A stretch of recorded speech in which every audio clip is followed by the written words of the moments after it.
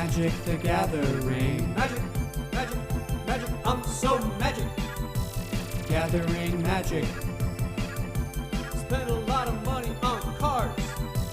Playing cool cards with my friends. Play it all. So magic. We're all winners in the end. So I tried to, typically when you come over, I try to make sure this is all cleared off. I literally clean my desk. Do you really? Before recording sessions. Wow, Yeah, I just feel for honored. like peace of mind. I think it, helps me lock in a little bit. Yeah.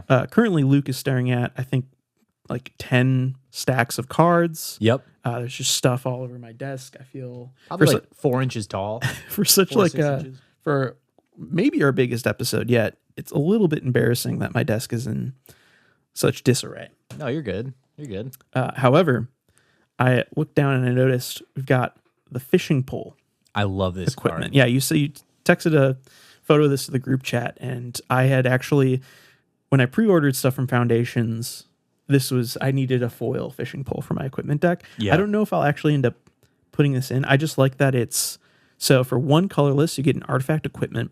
Equipped creature has one in tap fishing pole, and put a bait counter on fishing pole. So you're kind of casting your line a little bit.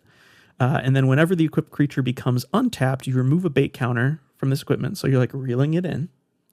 And if you do, you create a 1/1 blue fish creature token. So it's really, it's cute. I love it. It's clever. So I had to, and my equipment deck is Astor, Bearer of Blades. So it's also a vehicle deck. So I can use the fish that this creates to crew stuff. I love that. How funny is that? Just having a bunch amazing. of fish. So I feel like I have to. Fishing pole is like definitely, this is a limited card. I don't know. I don't even really know kind of what the deal is with this card. Definitely not a good commander card, Oh, it's horrible. But the flavor. but it's though. cool. The flavor. Like I can go send my commander on a fishing trip. Yeah. Like how cool is that? Oh, 100%. Also, it's kind of like a lot of people when they play like MMOs, they like get really into the fishing mechanic. Right. Yeah. So you could just literally just fish all game. Could get You level just 99. ignore us and, and then just like see how many fish you can catch in it's a like game. It's my mini game. Yeah. How many fish I can get. Yeah. I love that. I love it. I love it. So I'm here for it. the one I've got, it's called like Moon Sliver Spear, that creates angels. Okay. Which obviously it's definitely a better equipment than this, but I think that's what I'm going to cut in place of for the fishing pole. I'm going to put the fishing pole in place of let me pull it up here. It's called, Moon Silver Spear, which gives an equipped creature first strike, and whenever the equipped creature attacks, you create a 4/4 angel with flying. So Okay. definitely better than the old fishing pole, but I just think this is funnier. So I'm going to put this in. Yeah, that's instead. way better. I agree. I also regrettably just cut Comet. I had Comet Stellar Pup as the one planeswalker in this deck. R.I.P. But I replaced it for...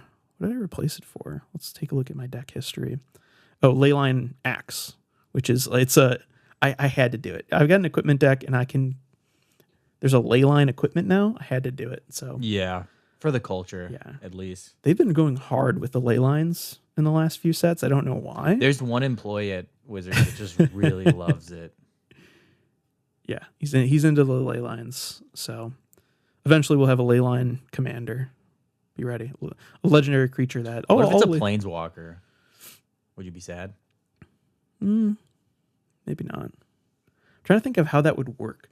Like, I wonder if you could give a creature the effect of a ley line, where if it's in your starting hand, it goes onto the battlefield. Yeah. And then because that's on the battlefield, it has all other cards in your starting hand also. So you can literally just dump your hand. Yeah.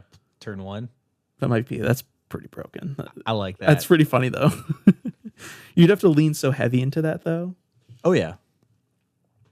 I don't know. Just food for thought. Your first hand would have to be... You'd mulligan until you had a whole hand of ley lines. I don't even think I would even play lands in that deck. It would just be like playset of Gristlebrand, playset of Atraxa, playset of the new Galta, playset of Valgavoth. It's just that it would just be all creatures and then just hope you hit your ley line. Oh, hell yeah. I'm down. I like it. It's the new show and tell. It's just Leyline Scam is the new Leyline Scam. the new deck we just created. I love it. But anyways, hello and welcome to Wild Dogs Podcast, a show inspired mostly by our love for the game known as Magic the Gathering. I'm your host, Leland, and with me here today is our other co-host, Luke. Hey, everyone. And thank you for stopping by and listening to us ramble about all things magic. She's crying in the background. I don't know if you can hear The third dog that. speaks. The third dog, she speaks. That's all right. Yeah, I guess that kind of leads us right into our updates. In that my update is I'm still in dad mode. Yeah, you really are. I really am. Also, that's not going to go away for probably the rest of your life. Yeah. Oh, yeah. You will be in dad mode forever now. I'm just in dad mode. It's like a tattoo, Indefinitely. but cooler. I should just get dad mode tattooed on my... Or you know how Post Malone has like always tired on under his eyes?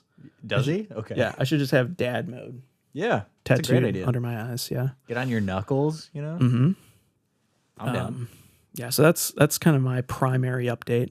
I also want to talk about Fumiko again. I think we talked about Fumiko on either the last episode or the episode before that, but Fumiko is now officially in paper, and I tested her out at Luke's kitchen table for a commander night, and she's awesome. Smashing success. Yeah, literally Easily the best deck at the table. all you have to do is cast Fumiko, and it just changes the game so much because she forces all your opponent's creatures to attack. And it just completely just changed the whole vibe of the game, and I think a good way. Oh, yeah. So I'm really high on Fumiko right now. I'm going to be keeping it $100 budget deck. That's the other part of it is it's can't exceed $100.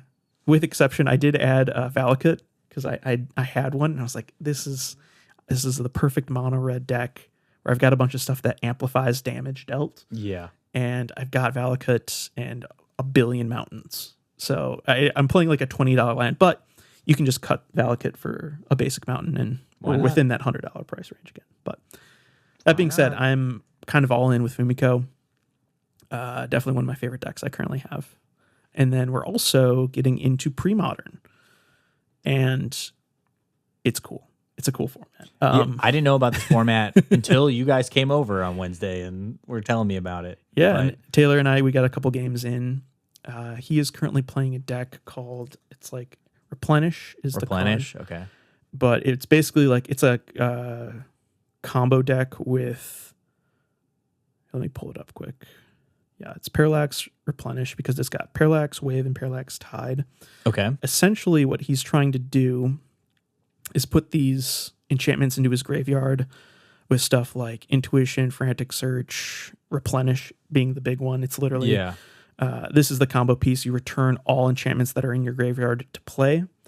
So it's kind of like it's Reanimator for enchantments. Okay. And then Parallax Tide hits all your opponent's lands. You can exile all target. So you can remove a fading counter to remove target land from the game. And then Parallax Wave does that, but with creatures. Okay. So the whole bit of this, and from my minimal understanding of pre-modern right now, it's very... There are a lot of creature combo decks from kind of what I'm picking up on. Yeah. The one I showed you that I think you'll like is called The Rock.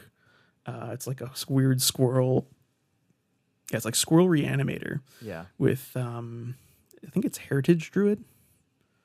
I love it. No. Sorry. Deranged Hermit. Because the ETBs create a bunch of squirrels, pumps all your squirrels, sack it somehow, or something happens to your hermit. Bring it back with,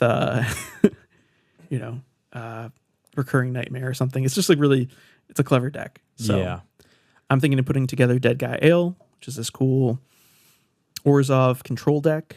That's, pennies. It's literally like a lot of lists are like between $50 to $100, which is sick. Which is nothing. Whereas like Legacy, it's like $2,000, $3,000. Yeah.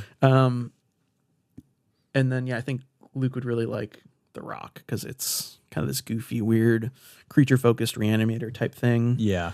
Yeah, there's a lot. Terrageddon's really cool. It's this goofy, you only run, or maybe I'm thinking of the Oath of Druids deck. Terrageddon's another cool one. But the Oath deck, I think, also runs, Terravor. So Terravor, Luke, this is a very you creature, I think, because it's a mono green creature. I want to play this deck instead. Yeah, maybe this is what you do. I want to play this one. It's a combo deck. but we'll figure this out. Its power and toughness are equal to the number of land cards in all graveyards. Okay. And so you run Oath of Druids, which because you only have this one, a play set of one creature in your deck, you cast an Oath of Druids, which during each player's upkeep, if that player controls fewer creatures than the target opponent, that player may reveal cards from his or her library until they reveal a creature card. You then put that creature into play, and all the revealed cards go to your graveyard. Ooh. So the whole combo here is you cast an Oath of Druids and then the rest of your deck is fairly thin. You run 28 lands, which is pretty high, and then Terravore. So the idea is you basically mill your deck off of an Oath of Druids until you hit a Terravore, which then goes into play, and then all the lands you mill juice up your Terravore. I'm playing this deck. Yeah. Okay. Good. 1000%. That's what I want. Yeah. It seems really cool. You're also running stuff like Zurin Orb. Like I'm a big, lands is my deck for Legacy. So this is right up my alley too. So this is going to be. Oh, I love this. This is going to be a really fun one. So you really lean into your Mox Diamonds. This sounds very similar to Terrageddon, where you run Armageddon. Okay. So it destroys all of your lands, all of your opponent's lands, but then that boosts up your Terravore. I love that. So I'm playing this. yeah. So we're gonna have some fun in pre-modern. Is my long-winded point. Is we're getting into pre-modern now. Heck yeah, I love it. How about you? What are the Luke updates? Nothing too crazy. Kind of a Wild Dogs update is that, hey, we are now on YouTube, everybody. So right now we've been on Spotify for the last, for most of this year, and we commissioned some artwork and we have some videos up, and so now all of our episodes can be found on YouTube as well. So you have two platforms to pick from. We prefer if you listen to the episode on Spotify and then right afterwards listen to it again on YouTube. Oh yeah, I like that. Yeah. So if you're a true fan, you'll listen to it on both platforms. Double up. But yeah, no, and so yeah, just listeners expect when an episode comes out, it'll come out on Spotify first, but then a day or so later it'll come out on YouTube. Yeah, that'll be the cadence. But yeah, thank you, Luke. You've definitely put in the legwork for getting these things uploaded, and yeah, we now have multiple platforms. We got all the platforms, baby. Yeah. So expect expect some fun stuff to come, and there'll be we're on YouTube as well. Just reminding everybody. So, Food for Thoughtcast. I ask a question at the end of each episode, and then we answer it in the next one. Okay. The new section. Our Food for Thoughtcast question last episode was, what is your favorite 1/2 for 3? Creature whose power and toughness is 1/2. It costs 3 mana. According to Scryfall, there are 129 1/2s for 3. So, Luke, take her away. All right, guys. So for this one, I chose Opaline Unicorn. I'm a big unicorn fan when it comes to, there's a lot of mono green unicorns, which is kind of fun. Mm-hmm. So I wanted to make, this is off subject, but I wanted to make, there's the Shadowfax deck, and I was like, oh man, this would be so much fun. But then I realized, I was like, oh wait, no, they're unicorns. They're not horses. So I can't play, it won't work. Okay. But anyways, Opaline Unicorn. It's an artifact creature unicorn, and you tap it, and it taps for 1 mana of any color in your mana pool. And then the flavor text says, Perforos once loved Nylea, the god of the hunt. His passion inspired his most astounding works of art. And then the artwork for it is basically like a metal-worked horse that looks really cool. Or unicorn that looks really cool. It's really cool. By Christine Choi. Yeah, she killed it. Yeah, totally knocked it out of the park. And also, I think this is a card you could play. Yeah, it seems playable. I mean, it's a mana rock, mana dork for 3 mana. It's like, on rate for Commander Sphere. So yeah, not bad. Play it. Throw it in your Commander deck. Why not? Yeah. So, okay, what did you do? So I chose, and I found this card while it looks so cool. Doing the classic TCG, trying to hit $5 for free shipping. I was like going through a seller's store and stumbled across Cemetery Puka, which comes from, I think this is Morningtide. Or no, Shadowmoor. Shadowmoor, the other, after Lorwyn, there was the block of Morningtide and Shadowmoor. So this is from Shadowmoor. For 1 and Dimir Hybrid. So for 3 mana, you get a 1/2. a 1/2 for 3. I love it. Shapeshifter. Whenever a creature is put into a graveyard from play, you can pay 1. If you do, Cemetery Puka becomes a copy of that creature and gains this ability. So it's like a really kind of funky 3-mana clone. Okay. That you can like slowly over the course of a game adapt into better creatures when they hit the graveyard. So if you're playing like cool. a Dimir control deck, you can like snipe down your enemy's creatures and then pay 1 to turn your Cemetery Puka into that creature as you kill it. I think it's that's really fun. Really cool design. It's got the flavor text. "'Tis a strange creature indeed that chooses the vanquished over the victor," by Awilla, Elvish Safe Right. That's how I read it in my mind too. Yeah. That voice. Yeah. I had to get into the mind of Awilla there. Yeah, exactly. But yeah, this art by Omar Rayan is some of my favorite art. It's just so cool. It's this like twisted, like horse aberration thing with Stonehenge in the background, this like twisted tree and these like little Elden Ring thumbprint stones from the DLC of Shadow of the Erd Tree. It also kind of looks like a horse. Yeah, it's a weird horse aberration that has like one human hand and like a human torso that's maybe twisting into this like horse body. So it's a crazy looking card. Very cool. That should be on its way.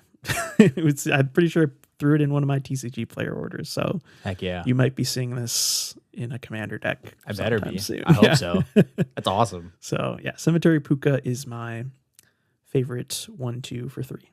I love it. So yeah, and then stay tuned to the end of the episode for this episode's Food for Thoughtcast question. So perfect. Can't wait. But here we are. All that being said, we finally made it to our main topic for today, which is the ins and outs of building a commander deck. Yes. Looking forward to 2025. We wanted to create the kind of quintessential guide for new players, old players who are looking to build a commander deck and maybe haven't either had to do that or they've been kind of set in their way of building decks for a while and just want like a reminder or a refresher on the kind of essentials of building a commander deck. So on top of it too, we crunched the numbers. We got data to back up what we're saying. We did quite a bit of research. I looked at the commander precons from both 2023 and 2024, all 52 decks. I looked at every single card and so did Luke. Yep. And we both did kind of our own analysis. And so we're coming together to kind of review our data points that we both have come up with over the past month or so. And yeah, I'm excited to dive in here. All right. So Leland, when making a commander deck, where do we start? Got to pick out a commander. Yep. Plain and simple before you can even get into thinking. I guess you can consider like, oh, I want to build a reanimator deck or I want to build a deck with a bunch of soldiers in it. You can kind of have an idea of where you want to go, and that might be a good jumping off point. Yeah. But you need to find your commander. So I think the best approach to that is just find one you love. Like don't put a lot of pressure on finding one that will win you the game necessarily. Yeah. I think that mentality I think that's good to like want to build a strong commander because that usually equates to strong gameplay and being effective at the commander table, which is a huge part of the fun of commander is winning for sure. Yeah. But I think more important than that is picking a commander that really like vibes with your soul. Like pick something that you just a goofy, like you were saying, Shadowfax is just like a cool horse from Lord of the Rings. Like, is that going to be the best deck at the table? Oh, it's gonna be horrible. Maybe not, but it's also going to have cards in there that feel fun to cast. And I think that's important for casual. And I think that's a good thing to right off top as a disclaimer. This is going to be about building for casual. Yes. And casual can be all power levels. Like these principles that we're going to discuss apply to, the power level 7. My deck is a 7. It applies to if you're on that 1 to 10 scale, which is a flawed system. Yeah. It applies to the 10s. It applies to the 2s. but this is for casual. It's not. We're not going to really look or touch on CDH. I think that's a whole other beast. Yeah, it's its own thing. Deck building for CDH is far more complex and really does not fit into a casual deck template. Just a quick example is I've got 2 CDH decks and they run both of them run 29 lands. Oh, wow. Yeah, that's...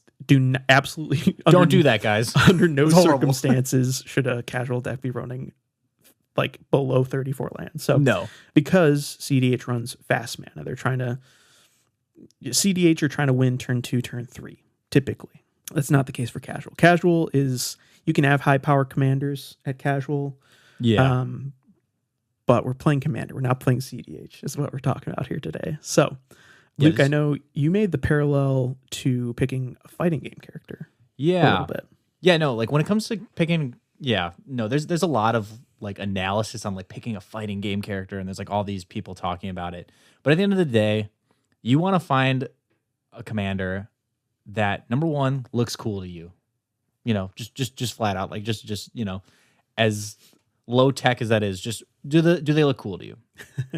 And then after that, it's okay, next, the saying that they say in fighting game characters is that it's got to fit your hand. Okay, what does that mean? Meaning in a fighting game, you have different characters have different motions that you move with the joystick, and so some people are I don't like how this character, they look cool, but I don't like how it fits in my hand. I don't like. This person might be a charge character and I don't like doing charge motions, or vice versa. Where it's this one's got motions and I like charge. So you got to find, so similar to, commander, it's you got to find a commander that looks cool, but also mechanically fits what you enjoy. Mm-hmm. And, if you're going to spend countless hours playing, at the table with your friends with this commander, not only do they have to fit your personality, but they also have to fit what you would find fun. Totally. And yeah, kind of in that same vein too, this might be a little bit in the weeds for where we're going, but kind of some tips for some new players. As the fits your hands go, you found a commander that looks cool. There are some archetypes and gameplay plans that I would kind of stick away from. Okay. So yeah, I kind of like that. So these are kind of examples of if you're a new player or you're returning to commander and you're not quite sure of building, or there's a commander that looks appealing, but it might be a little complicated. Is that kind of what you're thinking? Yeah. So for instance, you might get, if you're a new player and you see Urza, you're oh my gosh, this guy looks so cool. He's this old man. He's got this cool staff, all this stuff. I wouldn't recommend the infinite artifact combo route. Sure. That's a hey, you'll get there eventually, but if you're new, I would, things. So yeah, so what I'm saying is things like infinite combos, spellslinger decks, mill graveyard matter stuff, or even partner background commanders. Okay. I wouldn't recommend for a new player because that's a little bit too in the weeds. You're not there yet. You just think having 2 things in the command zone might be a little... Yeah. Okay. And I guess it's hard to balance too. True, because it's kind of on you to pick and choose and build. I actually my first commander deck was a background one. Oh, really? Lulu, Loyal Hollyphant, and another white is Far Traveler or something. It was because it was a flicker deck, which eventually became a Preston the Vanisher deck. Okay. I think I agree with you. It's cool. A lot of them are... I'm torn because on one hand, being able to pick and choose not just one but 2 commanders and be able to create the color identity you want with the characters in mind or the background in mind that you is really fun.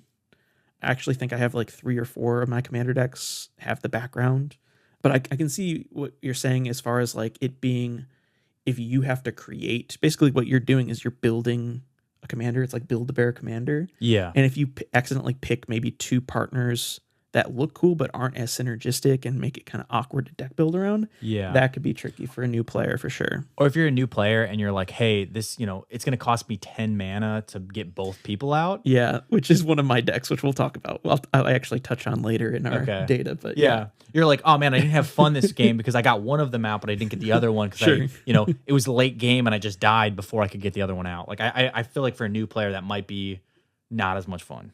100%. And you have to... Yeah, you aren't exactly considering all these things. like your mana curve and the amount of ramp you need. I've got a Karlach Raised by Giants deck that we're going to talk about later. Okay. It's an 11 mana commander is what that is. Yeah. You know what I mean? So like would you recommend that to somebody new? Like, no, it's an awesome commander for someone that's experienced like you. Yeah. And it's very fun to play at the table, but when it's, when you're playing against it, but sure. For someone that's brand new, I would say maybe stay clear of that. Exactly. Because it breaks a lot of these norms that we're going to, basically what we want to accomplish here with this deck building guide is to give you like a baseline of what you need to build more or less any commander, and then understanding mana curve, things like mana curve, cost of your commander, these types of things, be able to adapt and shift.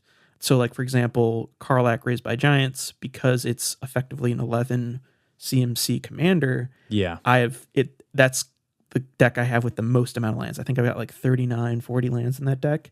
And then it's just like all ramp spells. I think I've got like 20 plus 24, 25 ramp spells, which is like a lot, because the whole bit of the deck is turboing out this 11 mana commander essentially. Yeah. So I literally just need to make sure I hit all my land drops. I can play extra lands and I can ramp into this really powerful effect. But like you said, if you're just jumping in, that's going to be really hard to do. That's going to be really tricky to like, because if you're just playing with, I'm fine with 35 lands and, I've got 6 mana rocks. That'll be fine for my 11 mana commander. It's like, well, probably not. You're probably never going to be able to cast. No, never. Especially as a new person. Yeah. So that's kind of I think that's a good way of kind of setting this up, Luke, is those are probably things you might want to stick away from. I know you mentioned here a couple good examples of things that might be more intro, beginner friendly. Yeah, no, so some good examples though that I would recommend is, for one thing is just bread and butter creature combat. Someone like Galta, like any of the Galtas would be fine, where like their whole deal is just, hey, you play creatures and you get and you can get, you just play cool big creatures, Galta would be great for that. Another archetype that I would recommend too is actually token generation. I actually put down Kranko Mob Boss with an asterisk in that. Okay, yes, Kranko can go infinite. Yeah, there's all this stuff. There's all these goblin synergies around him.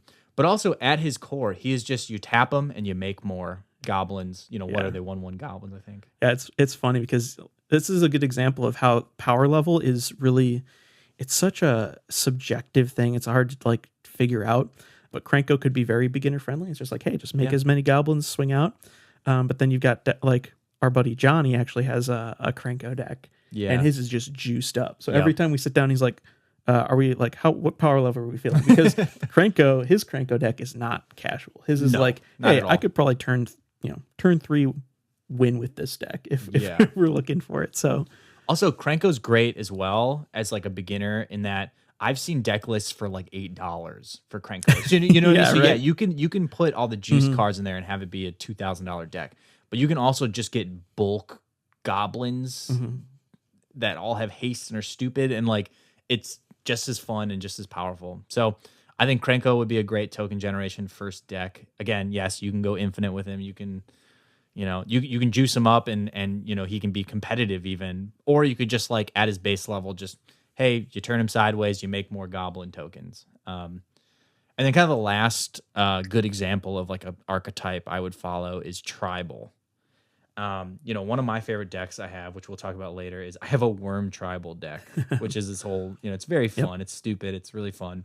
But I'd actually say Lathril, Blade of the Elves, is a great first beginner tribal commander in that she's like, she just synergizes with elves, and elves are really cheap. Elves, and again, kind of like Kranko, there are elf cards that are broken that are, $100, but also just like you can go to the bulk bin and get 2-cent elves. And I think they're actually... Lathril was a precon. So that's another good, like, hey, if you're not sure where to start, like obviously we're going to try to help you out here with this deck building guide. But you can always start with a precon and then, make adjustments and upgrade it and do that type of thing. So Lathril's a really great example for that too. Yeah. So, all right, Leland, you found your commander. You know what you want to build. Where do you go from there? So there are a lot of ways you can approach a deck. Once you finally found your commander, you can start digging through the bulk bin, like you were saying. You can start looking at the cards you have from the bundle you just got for Christmas. But I think if you're looking to like really dive in and build a highly synergistic deck, resources like EDH Rec and Moxfield are a really good jumping off point, because they allow you to look at the most popular cards for that commander. You get to look at other people's lists that have been curating and building this exact commander for years, because people are so impassioned by commander specifically and singleton specifically. You can go to Moxfield, and people who've already done the legwork and have built Lathril, and that's their pride and joy deck. Like for me, that would be Preston the Vanisher type thing, or Astor Bearer of Blades type thing, where I've been building these decks for literal years. So go check out my list, and not really a plug, but like you can go and look at my Astor list and see a functional Astor deck, and maybe be like, Leland's playing this goofy RMS Titanic from the Doctor Who set. That's funny. I'll throw that in my Astor deck too. Or he just threw in this fishing pole card. That's really funny. Let's throw that into mine. I love looking at what other people are doing with their commander decks. So Moxfield is a really, really great spot for that reason. And then EDH Rec again is kind of the go-to for finding it's basically like a curation of all of the lists that are on these deck building sites like Moxfield or Architect. It takes all of those lists and shows the most popular cards amongst those lists, and then recommends other cards even beyond that are highly synergistic with the commander you're looking at. So those are kind of like the two, I'd say, starting off points. Yeah. And then once you've gotten this idea of cards that will work for your deck, and maybe have a better understanding of what you're looking for, then you can dig real deep in Scryfall, which is there's no better resource for Magic the Gathering Online. Yeah, definitely than Scryfall. not. It's like not even close. Essentially it's a database of every single card of all time. Yep. And it has this really nifty search feature with their own. They've got all this, all these searching they've got a whole syntax guide for the how they have developed this basically like code for the tag system for all these cards. So like if you wanted to find Astor, for example, you can do like T : legendary creature, vehicle, O being like Oracle text. In the rules text of the card, it has vehicle in it. You can do C, red, like, you can, they're like all these, like their search system is so like, once you get the hang of it, it's just, if you think of, it's kind of hard to describe the feeling of like growing with Scryfall. Like it's a huge part of my like deck building. I don't want to say like as I've gotten better as a deck builder, like your knowledge of how to use Scryfall, literally like I can build like before with like, I love my Preston the Vanisher deck. I probably could build this exact same deck within a day now. Yeah. Whereas before it took me like a month of like really like looking, granted, then I looked through like every single card ever in the white color identity or whatever. But like the more you can dig deep in Scryfall and learn how to use Scryfall as a database and index for cards that work well for your commander, your deck building prowess just skyrockets. So I think Scryfall is inarguably the best resource for people who are interested in Magic as a whole, but also just for deck building. And then you use EDH Rec and Moxfield as a jumping off point, start building your deck, and then just get in the weeds with Scryfall. Is kind of my recommendation there. Yeah, like, just to kind of like summarize that, it's, you go to Moxfield to see what other decks people have built with your commander, so you can kind of get a feel of, what types of decks people can make with the commander that you picked. And then from there, you use EDH Rec. That'll give you a list of the most popular cards seen in every deck. And then they're also categorized by like creature, instant, sorcery, so they organize it there. And then when you're done looking at those two sources, go to Scryfall, and it'll allow you to search for any card parameter you're looking for. So if you want a blue card that, draws draws 2 cards. You can find a list of every single blue card that does that. And yeah, it also gives you prices and stuff like that too. Yeah. So yeah, just kind of a, Oh, and another one too, another thing too, this is for the new people out there. When I was new to Magic, there are a lot of staple cards for different colors or, different archetypes and stuff like that, and that I didn't know about at the time. And so, I actually got a lot of learning from looking at Draft Sim best of lists. That's a website that just has like, hey, here are the best of all the ramp cards in Magic the Gathering. Here's the best of all the mono white cards, best commander staples. Like, they have all these just best of lists, and kind of going through those will help you if you're a true beginner and you don't know where to look. Hey, there's millions of cards out there. There's a couple thousand cards at this point in all of Magic the Gathering. Which ones do I want to pick from? Just kind of being able to isolate some of these best of, top 25 cards of whatever you're looking for. It can be helpful for new people. Yeah, that's great advice. I've never really tapped into those lists. I'll actually just out of curiosity, I'll have to go check some of those out. I know EDH Rec, that's another feature for them. They also have like the top 100 cards used in Commander. So even outside of the specific legendary creature you're looking for, you can go look at all the top red cards, all the top green cards, all the top, artifacts, that type of thing. So, and then again, once you start building your deck, absolutely use Moxfield. I know there are a bunch of different deck building sites out there, but Moxfield is what we use, and it's for good reason. I think it's got the cleanest UI. It's got the best experience just as a whole. Deck building, just kind of vibe as a whole. I've tested other websites before, like Architect, and I just keep coming back to Moxfield. And part of that is they have Scryfall. They use the Scryfall database essentially to pool the cards, and then they also use their syntax for searching and stuff like that. So it's a great way of using your knowledge that you acquire from getting good with Scryfall, and you just apply it immediately within Moxfield. And yeah, it's the best way of visualizing your deck too. You can sort it in any which way imaginable, either by color, mana value, price.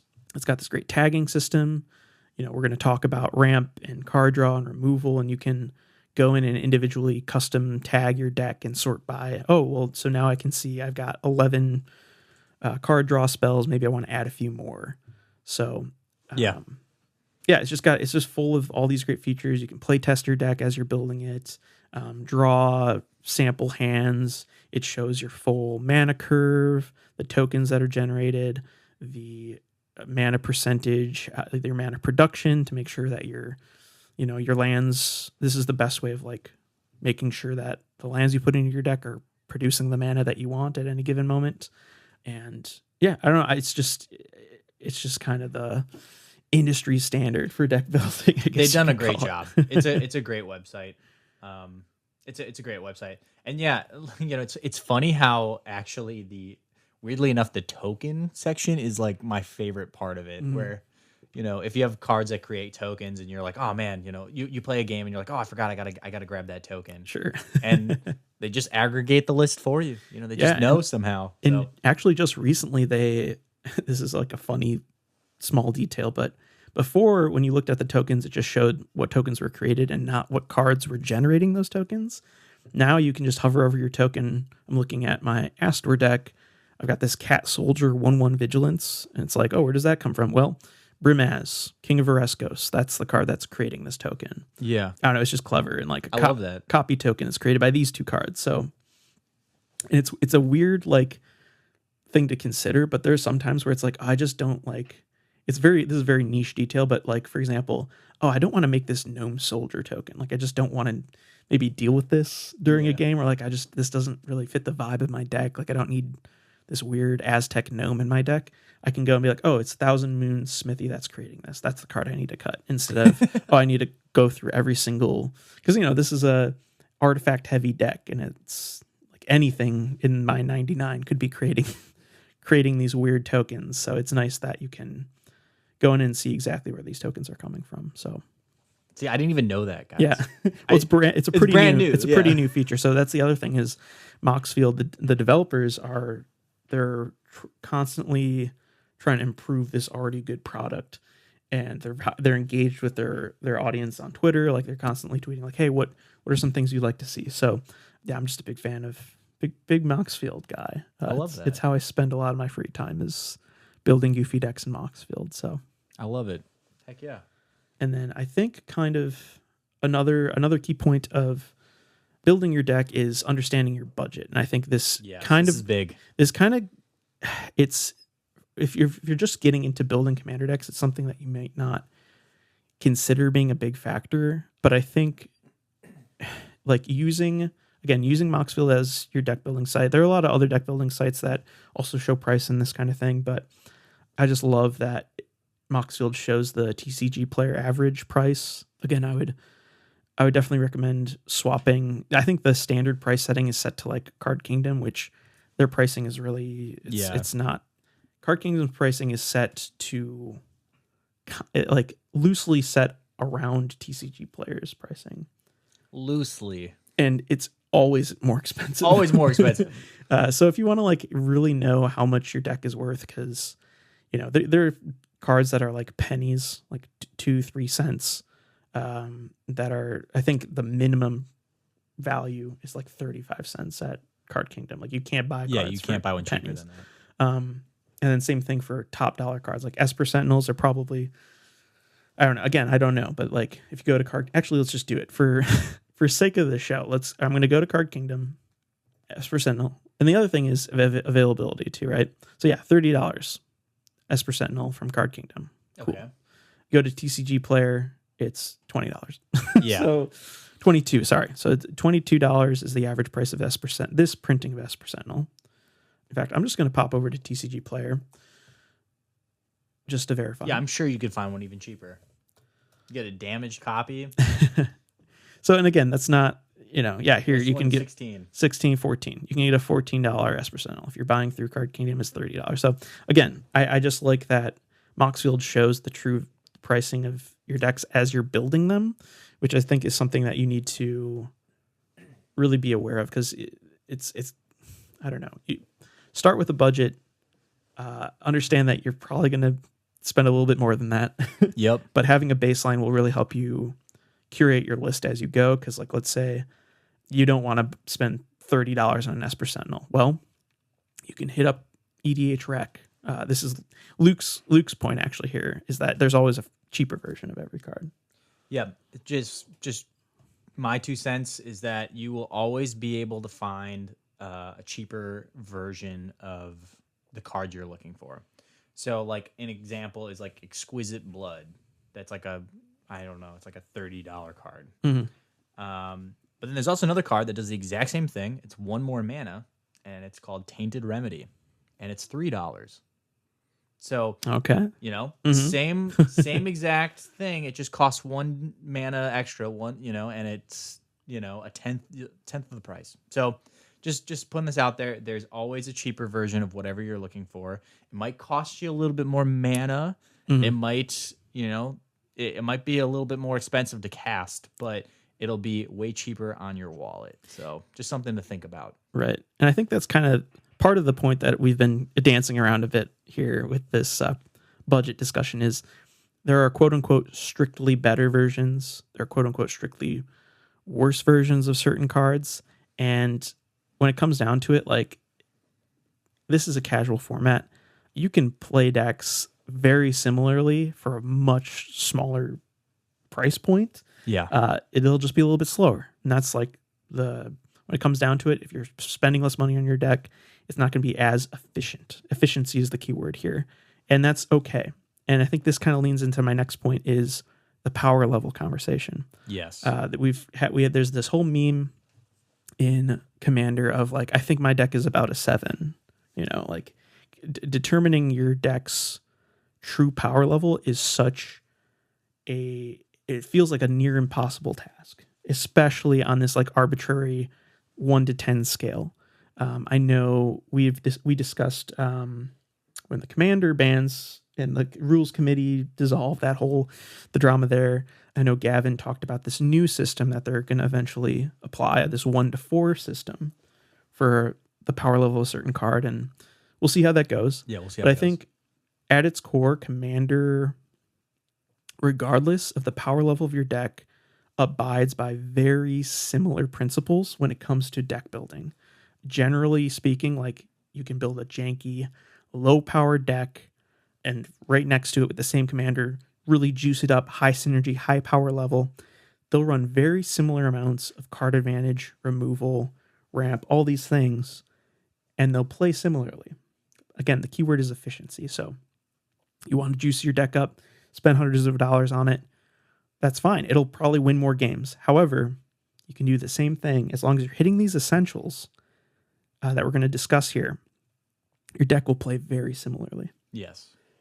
Also, in that same, in the same vein, as power level goes, having a more powerful deck doesn't mean that you're having more fun. That's another thing to bring up as well. Yep.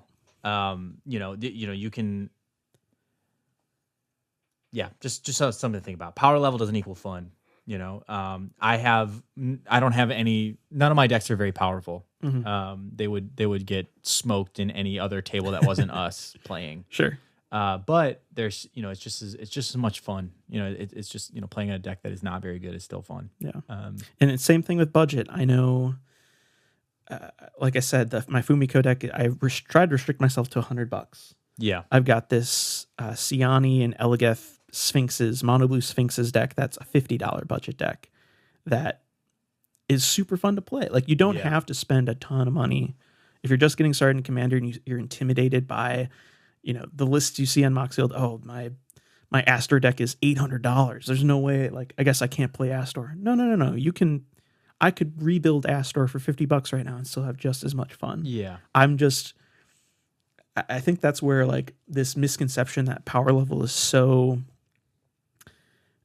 I don't know, like it has such an effect on the gameplay experience. Yeah. What it really is the bigger picture of how to build a commander deck is so vital to your gameplay experience, and it doesn't have to do with how much money you're spending on your deck. No, exactly. It's kind of the bottom line of the thesis of our deck building guide, more or less, is at its core, like, you need to know the essentials that you need in your deck, and we ran all the analytics. We looked at the data. We dived in. We looked at our decks that we've built over the last several years. We looked at every precon from 2023, every precon from 2024, to kind of see what WotC thinks of and what's going through their brains when they're building a commander deck. Yeah. And their precons, time and time again, especially within this last year, you look at some of these precons, the power level, quote unquote, is pretty high. Like these precons are getting better and better, and that's obviously a lot of that has to do with the power level of the cards. But you can see these patterns with the amount of ramp, the amount of lands, and we just really wanted to dive into that to see if we could come up with somewhat of a blueprint, somewhat of a kind of just rule of thumbs for all these different things, and base them on literal data that we see from WotC, and then just see how they compare to the decks that we've built.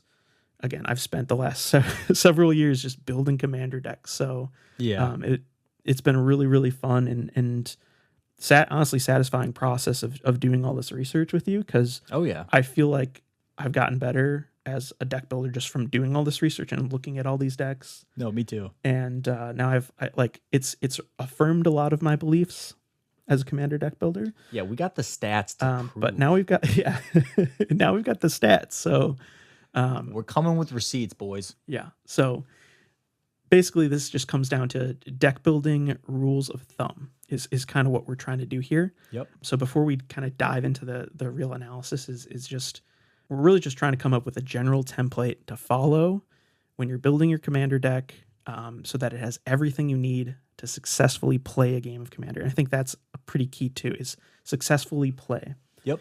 Regardless of whether you win or lose, being able to sit at a table and like have your deck do the thing is the most important part. And so these guidelines are going to evaluate the amount of these essential ingredients you need for each of your commander decks, including how you make sure you hit your land drops, ramp into your impactful spells, remove threats at the table, protect your own board, and then wipe the board when you need to. Yeah. And these things help you ensure that you never feel completely useless when sitting at a commander table. There's nothing worse than missing your land drop early in the game, or not being able to ramp into your commander, or someone just starts steamrolling and you don't have the removal you need.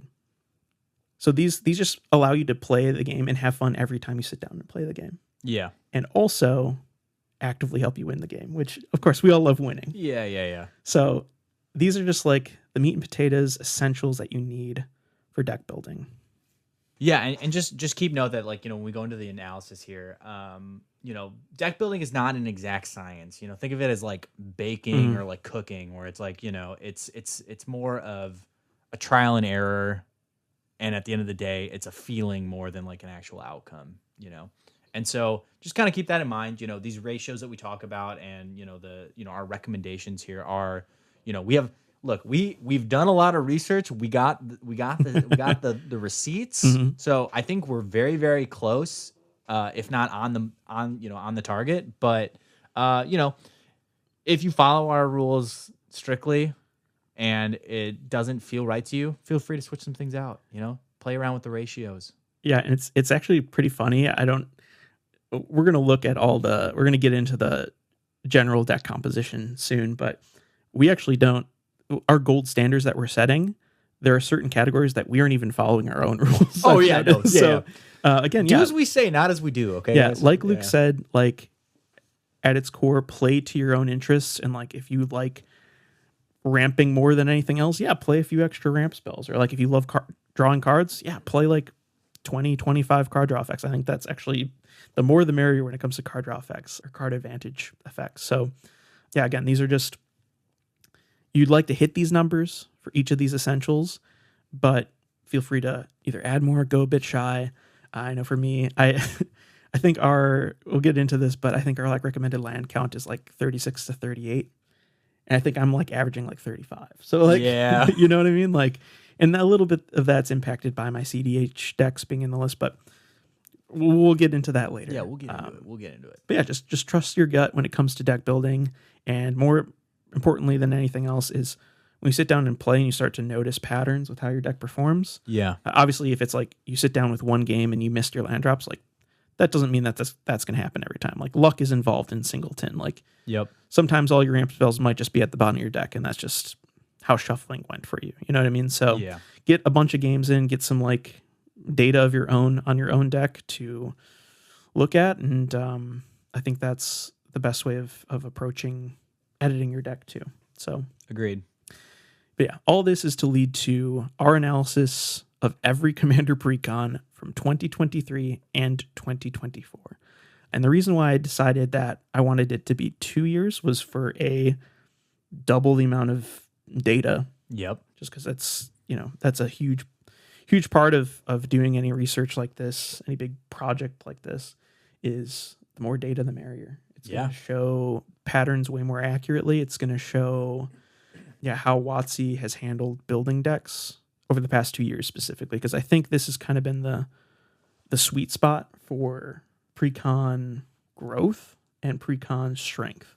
Obviously, we've had a lot of great precons, I'd say from like 2020 onward, but 2023, 2024, we've seen a lot of really, really strong decks. I feel like they hit their stride. They definitely have hit their stride, and it also shows part of the reason it being more recent than not recent is I want to keep this on trend with what they've been doing lately, looking towards 2025, because like I said, the decks play really well, and it also is going to show how Commander as a whole is going to feel when you sit down at a table with anyone. We can kind of, like, whether you like precons or you play with precons or not, they know what they're doing. I trust Gavin's judgment and the design team's judgment. I have a bunch of precons of my own that I play with. I played with one the other night at Luke's. I played Fumiko, and then I played the Disa Modern Horizons 3 Lurgoyf deck, and it was awesome. I've got the Zinnia Bloomborough precon. I know Luke had the energy precon for a bit there. The energy one sucks. But I have the Miss Doubtfire like bunny deck from Bloomborough. That one rocks. Bumbleflower or whatever. I've got the it's a Doubtfire. I've got the original AC precon. I've got the Kaldheim Spear precon. Like, I'm a precon guy, and they're good, and they play at any commander table. Yeah, definitely. Again, the distinction being casual commander, just generally, not CEDH. We're not talking competitive here. We'll do, we'll probably have a CEDH we'll probably have an episode here episode. because I do love CEDH.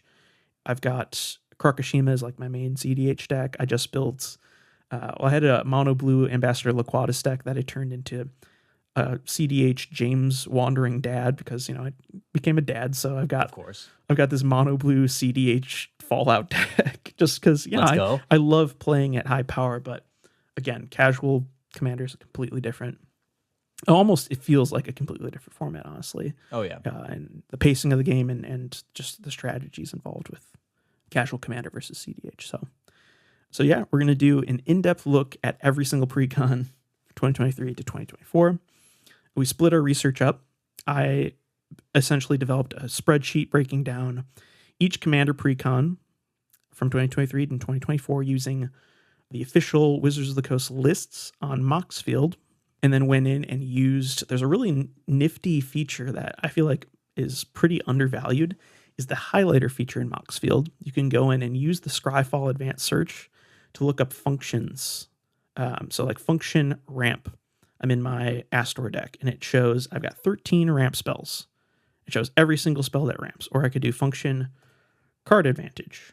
I've got 17 card advantage engines in this deck. So I went through every single precon and ran all these functions for these essentials. That's awesome. And broke it down and showed all the numbers. And then we got averages for 2023, 2024, and our personal decks. So it's just been really interesting seeing how Wizards has valued these different essentials. And by essentials, I mean lands, ramp, card advantage, single target or just targeted removal, and then board wipes. Those are kind of our 5 key categories or essentials for your commander deck. Yeah. So yeah, that was kind of my part. And then Luke went in and did his thing with scripts and number crunching because that's what he does for a living. Yep. Yeah, we'll get more into it. But just I took, basically created a database of every card from the last 2 years that were in precons, and then wrote a bunch of scripts to, get some analytics from everything. And, we'll talk about that more later. Yeah, and before we dive in here, I want to note that all the data is going to be available to you guys. So I think right away it's just going to be a Google Drive folder with just the raw data, my spreadsheets, Luke's document with the tables and everything, and then a link to the scripts. I think he's got them on GitHub. So we're just gonna kind of show our hand with how we went about all our research, and so you guys can then also look at and evaluate and dive even deeper than we did, hopefully. So we definitely wanted to get these resources out to you guys as well. Yeah, and like if this doesn't smell right to you guys, like maybe our math was off or whatever, like feel free, hey, everything's publicly available for you guys, so feel free to dig into the numbers yourself and let us know if we got anything wrong, because we're human at the end of the day. Yeah, well, yeah, that's the whole bit of research, and it's why we want to get more people involved. Is we ran all these numbers, we spent hours and hours and hours doing this, but maybe there's some like data points that would be useful. One of which I was thinking for blue decks, counter spells. Like, yes, single target removal is one thing. That's not, like, a lot of counter spells aren't really even considered. So that's a whole other category that could be added. Or you could go in and manually count the, like, quote unquote win cons of the deck and have all those data points shown. So we for sure wanted to tackle lands, ramp, card advantage, removal, and board wipes as the essentials for my part of the research, because those are what make your deck like function, period, at a commander table. So that's what I really wanted to see and analyze. And then Luke's got a lot of really good points of interest regarding like the most common removal spell or like the most common color combination for a commander or legendary creature, or what's the most common casting cost, those types of data points that Luke kind of went in and did all that detail-oriented research. So hopefully we've got a good, I guess, span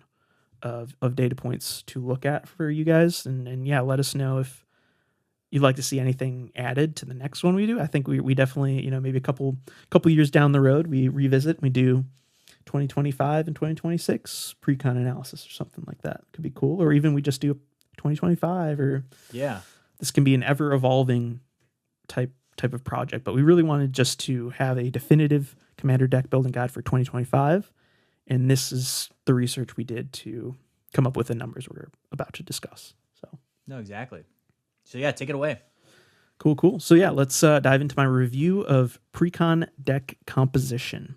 Essentially, like I mentioned, I looked at each individual Commander precon deck list, all 52 from 2023 to 2024, and used Scryfall's search functionality within Moxfield's highlighter tool within each WotC official precon list as shown. So that was kind of my process.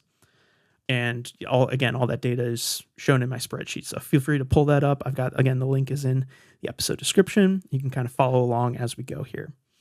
So in order for your Commander deck to accomplish the game plan you've set for it, whether you're building around a commander you like, or like I said, you come up with your own creative strategy for winning the game of Commander with a legendary creature, your deck needs to be able to function at a basic level. Let's call these the essentials of deck composition.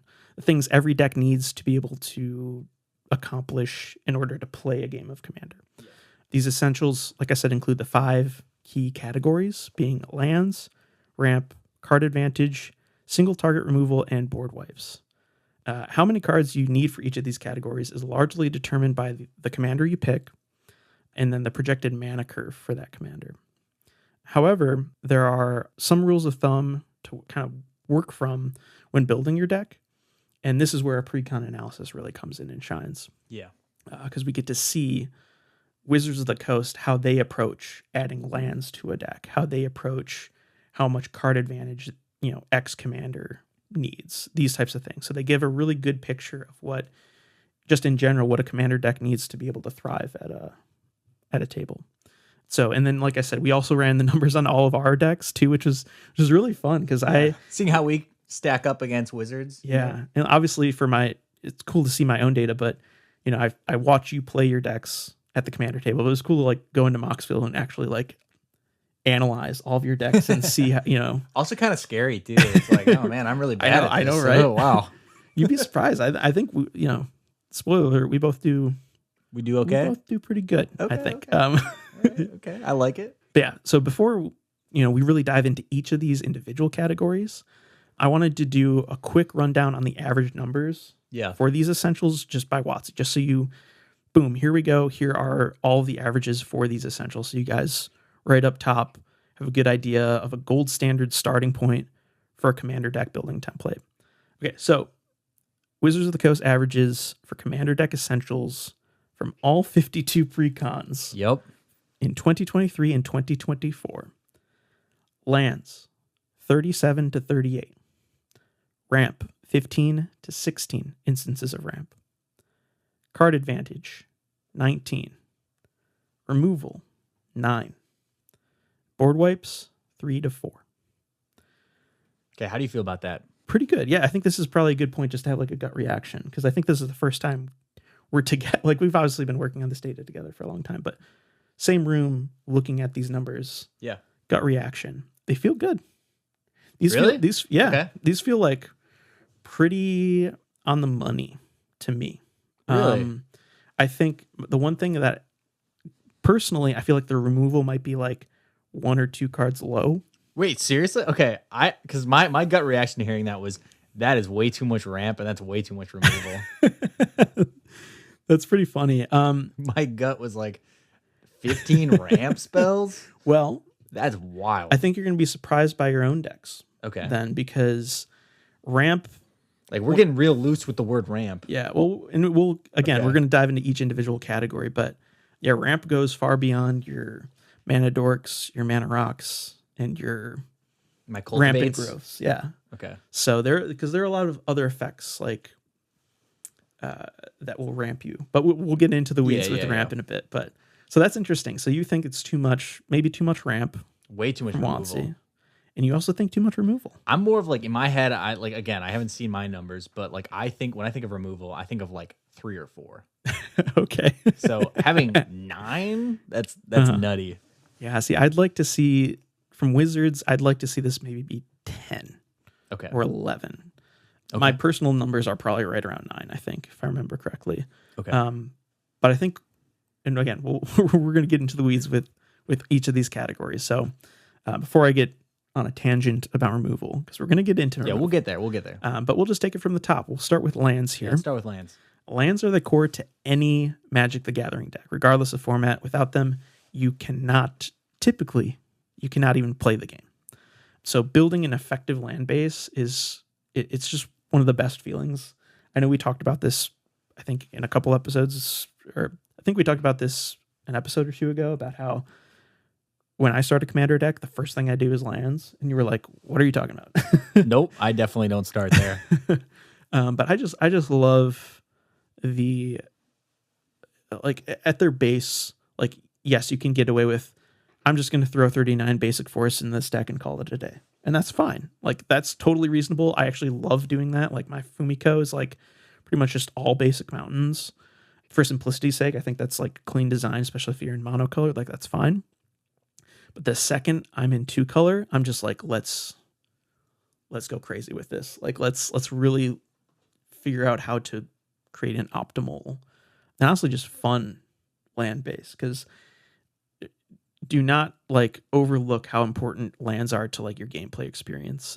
If you're not hitting your land drops, if you're not hitting the colors you need, like if your fixing is really poor, these types of things can lead to really dull and ineffective games where you're just sitting there like, oh, tap land, oh, colorless land. Well, can't play my blue spell because it's a white-red tap land and a color, like these types of things, right? Even cards as simple as the cycling lands. For Fumiko, I've got Smoldering Crater and Forgotten Cave. Seem really boring. Yeah. Because it comes in taps for red, and you can cycle it or whatever. But you can cycle them. You know, you can draw, if it's late game and you don't need the extra land, hey, let's just cycle this land. That would have been useful early game. Allows me to hit my land drops and actively play the game and stay on curve. But in late game, if I'm already on curve, I've got the lands I need. Yeah, you don't need it. I can just, swap it out for another card. So even things as simple as that, lands help you keep on curve. They can potentially be cycled to draw you cards, play into your active game plan with non-mana related activated abilities. And I'm feeling a lands episode on the horizon. Yeah, we'll do a lands episode. There's a lot there. But yeah, when I make a deck, I always start with artifacts, which is fair. Probably not normal, but here we are. No, you're an artifact guy, so it's true. The resurgence of Psy is inbound, so yeah, I'm stoked for that. So yeah, WotC's precons on average have 37 to 38 lands. A notable outlier was the Tricky Terrain deck, Omo Queen of Vesuva. I think that was Modern Horizons 3. Has 44 lands in it, the most out of any precon by like a mile. That's so many. And the reason it is because Omo is a lands matter deck. Oh, okay. So it makes sense for them to have a lot of lands, but that's so many lands. Like, that's a lot. I will say, to me, cap for lands is 40. I think a lot. Some people say like 42, 43. I think 44, you run the risk of just flooding, and that always feels bad. That's no flooding fun. Just always feels bad. And I think we're at a point with Commander where you do not need to be running 44 lands. Like there's spells are so efficient, and there are ways of staying on curve while, obviously missing a land drop is really bad, and we don't want that. But I think you can reliably hit your lands in a Lands Matters deck at like 38 or 40. Yeah. Like I have a Titania lands deck that I think is, let's see here, let's take a peek.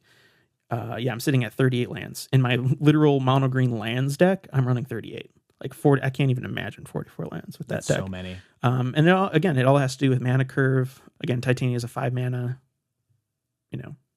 commander, but I'm also running like 31 ramp effects in that deck. So it's like you have to take into consideration a lot of things. And for a precon, 44 feels a little high, but it is lands matter deck, so it's probably fine. You know what I mean? Yeah.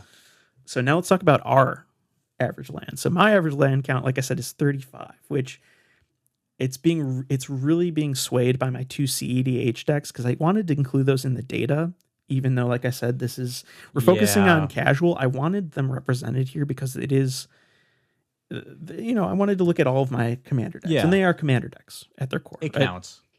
It counts. And so, like I said, my Krark deck has 29 lands, and my James Wandering Dad deck has 30 lands. So definitely not viable for like a casual game. But I mean, they could be. I could sit down with these decks and play them at a casual table, but it's because I'm running all of the fast mana, right? I've got cards that essentially count as like a land, more or less, right? Like I've got my Mox Opal, I've got my even stuff like Mana Vault, those types of. It's an artifact deck, and like CDH, you're typically running fast mana to try to turbo out a win turn 2, turn 3 instead of sticking around super late game. So yeah, that makes sense. And a lot of it is like mulligans. Again, we'll talk about CDH another day. But so my land count is 35. It'd probably be closer to like 36 if we exclude my CDH decks. Yeah, that's essentially. fair. My highest land count, on the other hand, is 39, and that's for my Karlach, Fury of Avernus, and Raised by Giants background. So that's the commander, like you were saying, with choose a background. And I love that deck so much. But the commander itself costs 11, because Karlach, I think, costs 5. Raised by Giants, I think, costs 6. Yeah. So in that deck, I need a lot of lands. I'm running 39 with 24 ramp spells, which it's just, I need that acceleration, right? So yeah. And then let's talk about your land count. You're averaging 37, so you're right on. It's pretty good. Right on standard, I think. Pretty good. Yeah, I do have one landfall deck, which is my green trees deck, which is 41 lands. But that's 41 lands. I could probably even get rid of a land or two in that deck. Mm-hmm. Another thing too is that my average is probably higher because I play a lot of like mono green, which is a lot of big boys, which all are pricey. My worms deck, I think I have like an 11 mana worm in there. So, your boy needs some more trees in the deck to be able to play that. So, makes sense. Yeah. And again, we're talking about this flexibility, right? Where if your commander does your commander cost 4 or more, err on the side of caution, because missing a land drop could you're taking a turn or 2 off, and that's not good. So 38 to 40 lands, I think, is fine if your mana curve says so, if your commander says so. Definitely err on the side of caution. But if you have something like my Wilson Refined Grizzly Noble Heritage deck, where I've basically got 2 mana commanders, and it's Enchantress, so I just run all of the best 1 mana and 2 mana auras to put on Wilson. My curve is just so tremendously low that I run only 34 lands in that deck. And I've never had a problem with lands, because Enchantress is highly cantrip focused, like cantripping off of your enchantments. So you're drawing into your lands anyways. And hey, if you miss a land, it's not the end of the world, because I really only ever need like 2 lands to just get the ball rolling. So yeah, if there is like a flexibility, like we've been saying, with mana curve and the cost of your commander to the amount of lands you put in your deck. So what is the Wild Dogs commander deck building recommendation for lands? 36 to 38. Yeah. So that sounds right to me. It's basically, so WotC's is 37 to 38. I'm going to give us some leeway and say 36 to 38 because, well, my curve is a little bit lower, but like I mentioned before, I think 37 lands is perfect. You're the gold standard, Luke, I think. I've just personally found, and again, do not cut a bunch of lands, but 36 for me has been working out as far as my mana curves generally go, how I generally approach my deck building, right? So I'm comfortable generally starting at 36 and maybe plus or minusing 1 or 2 from there. So yeah, I think 36 to 38 is a really, really solid range. And then if you look at, I thought this was an interesting fact, if you look at the last 4 commander precon cycles of Outlaws of Thunder Junction Commander, Modern Horizons 3 Commander, Bloomburrow Commander, and Duskborn Commander, 11 out of 16 of the last precons have 38 lands. So Wizards is like really, like, look at these. There's like this stretch right here where it's just 1, 2, 3, 4, 5, 6, 7, 8, like 8 in a row. That's incredible. From Modern Horizons to Duskborn, it's just boom. We're just 38 is so that's something that like pay attention works. to. So yeah, we're going to say 36 or 38 as like a good starting point for your land base. Now, let's get into ramp. So what is ramp? Ramp basically means any card that can directly increase the amount of mana you have access to in a given moment. Some classic examples are Soul Ring, Rampant Growth, Myriad Landscape, Solemn Simulacrum, and Birds of Paradise. I kind of wanted to represent a lot of the core types. So we've got your Mana Rock, your Land Tutor, your land. There are actual lands that can accelerate you. There's creatures like Burnished Heart, Solemn Simulacrum, and then your classic mana dorks like Llanowar Elves, Birds of Paradise. Yeah. Green. The best ramp color. The greatest color. Luke, I was going to say, Luke might say just the best color, period. Just colors in general, the best. So WotC's precons show an average of 15 instances of ramp per deck in 2023 and 16 instances of ramp in 2024. Some notable outliers, we've only got 9 instances of ramp in the Revenant Recon, which is Mirko, Obsessive Theorist. And then Animated Army, which is Bello, Bard of the Brambles in Bloomburrow, was the high at 29 instances of ramp. So many. So Mirko, it makes sense because it's got the staple mana rocks. And I think this is probably what you're thinking of, Luke, is like, Mirko, it's literally just your Felwar Stone, your Soul Ring, your Arcane Signet, your Talisman, your Signet, and like that's it. Yeah. And like that's a very standard approach. And I think that's a fair approach when you're starting with Commander. It's just like, hey, let's hit like 8 or 9 mana rocks and call it a day on ramp. And I think that's like, yeah, when you're starting to build decks, like that works. That's fair, and it gets the job done. I think it's fine in that deck. And I'm still in that. I still do that, listeners. Sure. I have not moved past that phase. Sure. So what might surprise you is like, so after you start with those mana rocks, there are like incidental instances of ramp that like you might not consider, like a Myriad Landscape, right? Where it comes in tapped, untaps, you tap it for colors, but it also has like for 2 and tap, you can sack it to go get 2 lands. So it's like a land that can also ramp you. Yeah. So there's some incidental things like that, or your Goblin Anarchomancer, which is like something that cost reduces, right? So there are like some like less standard instances of ramp that find their way like kind of sneakily into your deck. Yeah, they get in there. So I think the ramp average is high. It is that 15 to 16 that Wizards is showing, because you have these staple mana rocks, you've got these staples, but then you also have those incidental ramp effects too. The reason why Bello has 29 instances of ramp is because his whole thing is trying to animate your artifacts and enchantments that cost 4 or more. So his curve is like huge. Yeah, like you look at the mana curve of that precon, it's just like, oh, well, yeah, you need 29 instances of ramp because your deck is literally half ramp and then half just extremely powerful artifacts and enchantments. Makes sense. My brother Andy has this precon and it's so cool. It's so cool to watch pop off. Big fan of Bello. That's awesome. So my ramp average is 15 per deck. My lowest is my Talion, the Kindly Lord deck, with only 8 ramp spells. Okay. This is because Talion is it's a card draw deck, so I can cantrip into. Basically, my mana is almost never not on curve in this deck, and I just felt like I'm playing a lot of cantrips. I'm playing a lot of 1 and 2 mana, either control or cantrippy spells, like your Ponders, your Preordains, that type of thing, because I've got a lot of effects that care about drawing multiple cards a turn. So I just felt like I didn't need a ton of ramp in that deck. My highest, like I mentioned before, is my Titania Protector of Argoth deck with 31 instances of ramp, which seems crazy, but so many. It's a lands combo. It's a landfall deck with a 5 CMC commander and a pretty high mana curve at that. So it just needs all of the lands. It needs all of the ramp. So I'm pretty happy with where it's at, even though that number seems just astronomical. Hey, it works. You know, you got to do what you got to do. Yeah. How about you, Luke? What's your ramp average? So yeah, my ramp average is it's 17. That's higher than you were probably expecting, yeah, right? Higher than I thought. Because yeah, when you said ramp originally, I thought you meant like how many cultivates do I have in my deck? Mm-hmm. You know, how many rampant growths? Not necessarily like, you know, the in between. Yeah.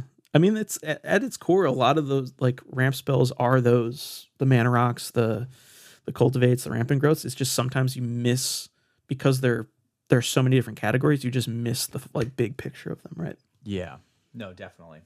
And yeah, and like, like my lowest is Gearson Starn, which makes sense. That's an Is It deck that's all about basically, it's all like 1 and 2 drop instants and sorceries to, kind of trigger his 1 damage ability. So makes sense. And then my highest is Greensleeves. I think Greensleeves is really gonna mess up my average because it's a landfall deck that sucks. So, but I think even just taking out Greensleeves, I'm still pretty high. Yeah, you've got Yorvo's got 17, Zabaz has 14, the Baru has 21. Yeah. So you're I think sense. 17 per deck average seems pretty solid. Not bad. So what do we recommend? Our Wild Dogs recommendation for ramp is 14 to 16. We basically agree with what Wizards is doing. Yeah. Again, ramp is essential, and you should have a lot of it in your decks. I think previously, the idea of just run 8, 9 mana rocks and call it a day was like fine. But we just have so many, like a lot of the most explosive plays in Commander are at the like 4 CMC plus mana range that if, again, you want to play on curve and sometimes you want to accelerate beyond your curve to have really explosive plays. So, 14 to 16 ramp effects in your deck just feels solid. You know what I mean? So 14 to 16. Yeah. Checks out to me. Now let's talk about card advantage. Now I want to I want to preface this because I feel like card advantage can be misunderstood, especially by new players, because the term card draw, like just drawing cards, it's a mechanic. Like drawing from your library it's a part of card advantage, but card advantage goes so far beyond it. Much like how I use the analogy, a square is a rhombus, but a rhombus isn't always a square. You know? Okay. I like it. Card draw is part of card advantage, but card advantage isn't exclusively drawing cards from your library, right? Yeah. Card advantage just means increasing the amount of playable cards to you at any given time, which includes effects beyond just drawing cards, like playing cards from exile, like Lelia is a good example of that, or even off your library, like Oracle of Moldiah.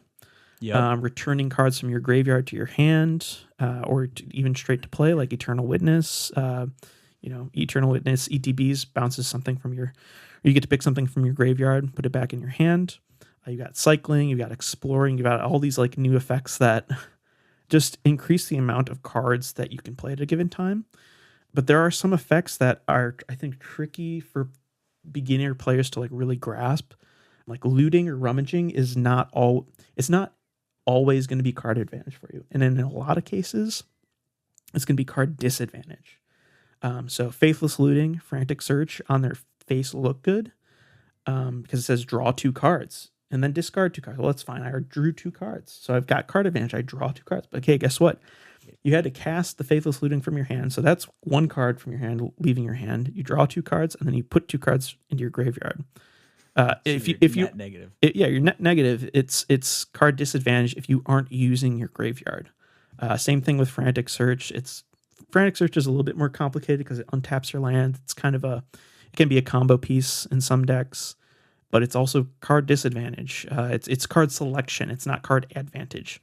You don't break parity with the amount of cards you have access to with these effects. In the right decks, they can be, but most of the time, if you're not considering these instances, they will just be straight up card disadvantage to you, despite having that card selection. I preface this all to say, just be aware that some effects can be misleading in terms of card advantage, but the bottom line is drawing cards is good. Even your Faithless Looting, it feels good to just draw cards off the top of your library. Like it isn't the end of the world to like cast a Faithless Looting and go down a card. It gives you get to look through 2 extra cards from your deck, right?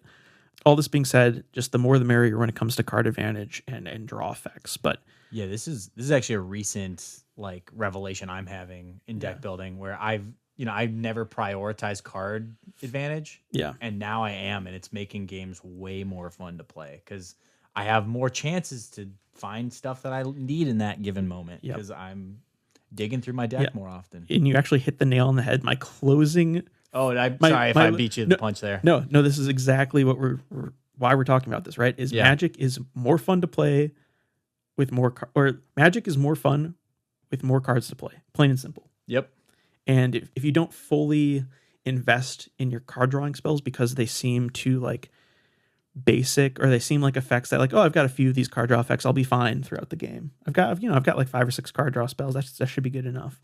There's no worse feeling than just going into top deck mode.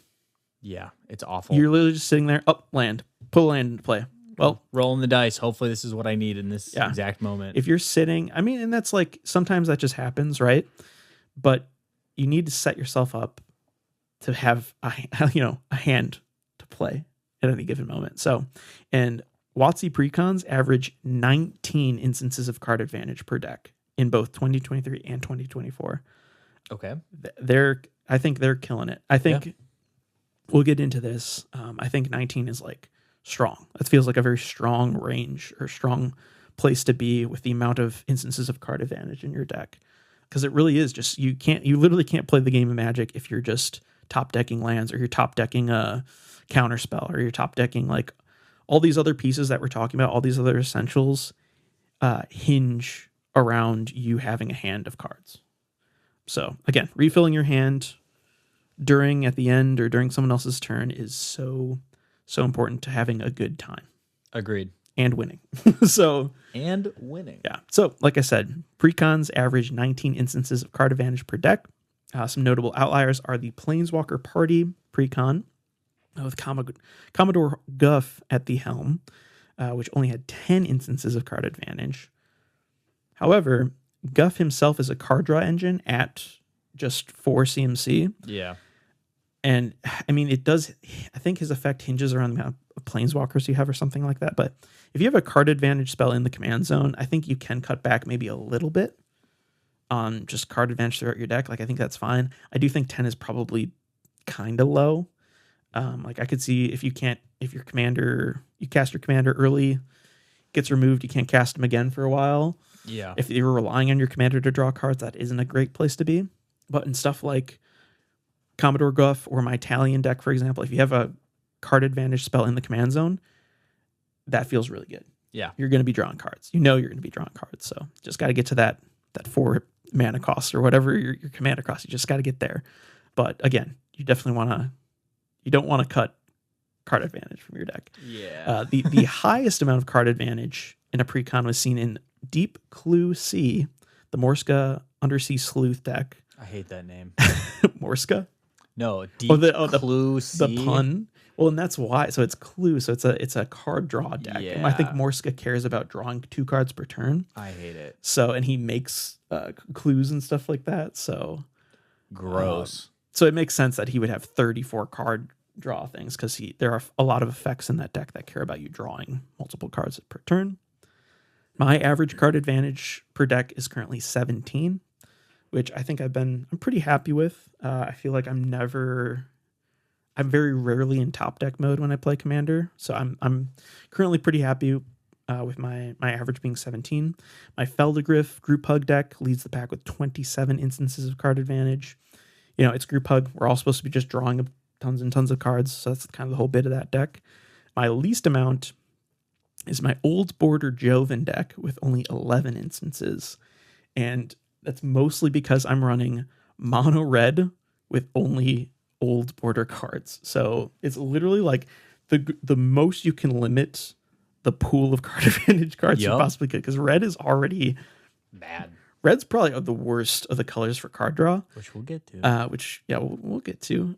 Red is not great for card draw. So you take an already poor pool of cards for card advantage and you cut out all new border cards from it. So it's just like I'm running like Jaloom Tome and stuff like that, and that's considered powerful in my Joven deck. So gotta love it. My Joven deck is bad, but I love it because it's just I play all my goofy, silly Old Border red cards in it, right? Oh, yeah. And that goes back to what Luke was saying earlier with pick a commander that just speaks to you.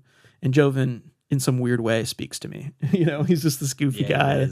I got him signed by old Doug Schuler at MagicCon this year. So, I love Joven, even though that deck it's bad. It's a bad deck, let's be honest. I still love playing it though.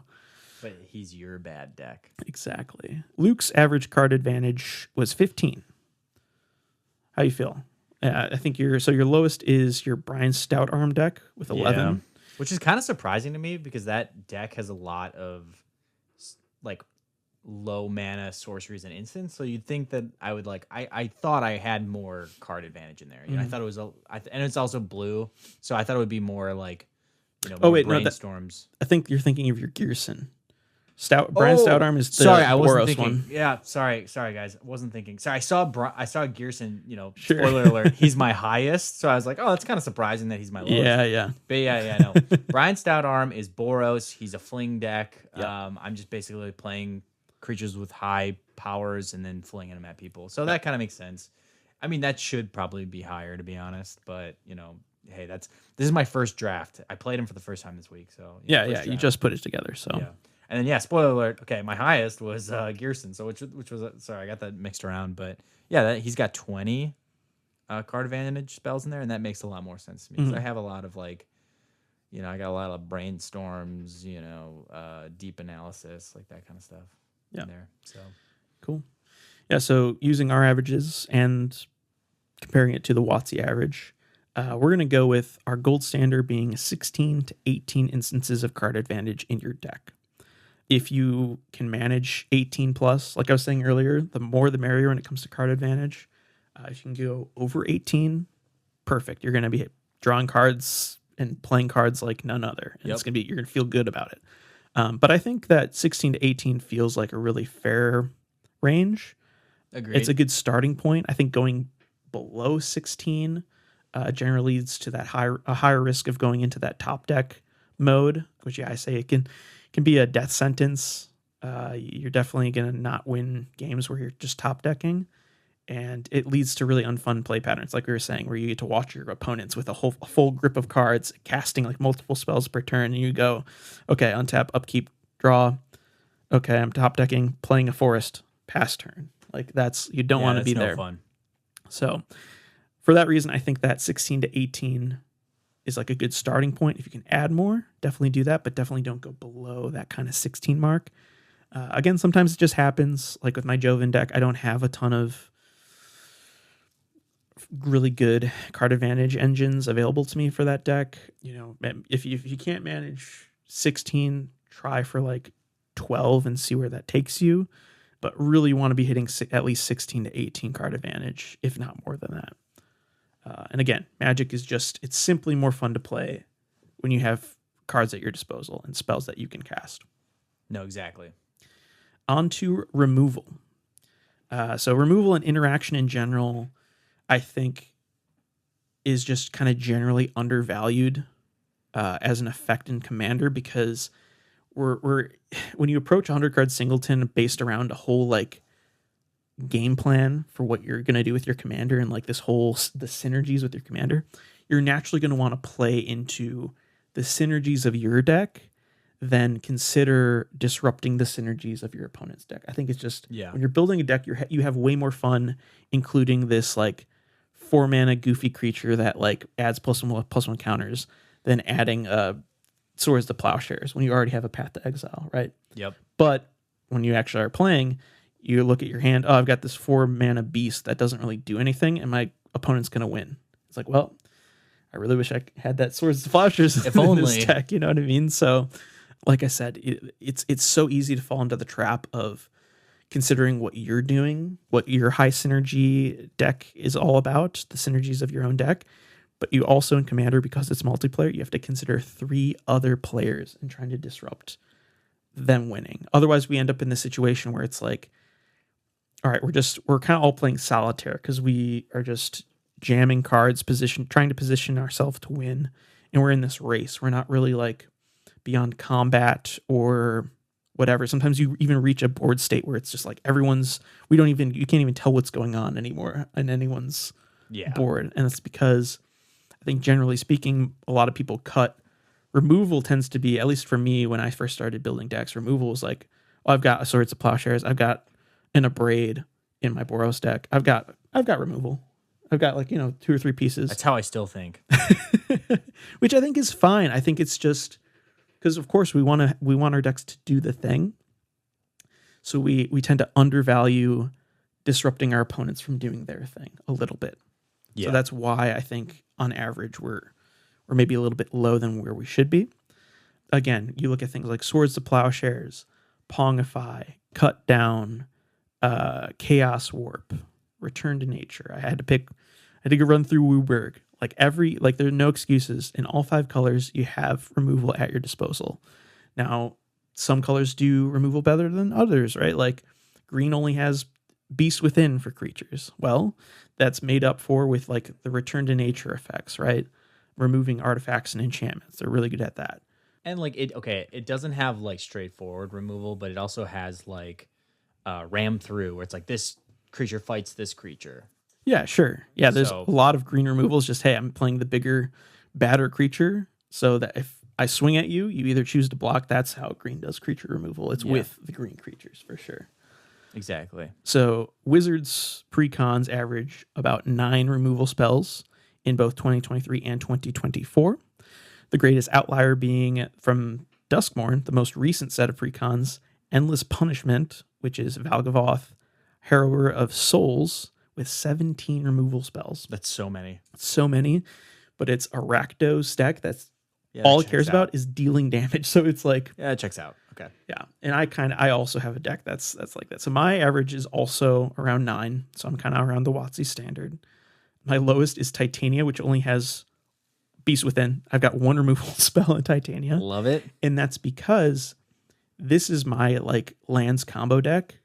And it's my one deck where I'm like, I don't care what my opponents do. I'm just going to try to like do my thing and win. It's that mindset of like, I want to see my synergy do its thing. And I admit to that with Titania. Titania is like, I do not have that much interruption. It has a lot of protection. It's got some fog effects. So rather than being proactive and removing stuff, it's like more defensive. And we'll talk about protective spells and that kind of thing in fogs a little bit later for other things to consider when building a deck. But yeah, just 1 removal spell does feel a little bit silly for Titania, but it's mono green. You know what I'm talking about? Like, I'm just trying to do my lands combo, and it's honest. Exactly. We're honest folk. Exactly.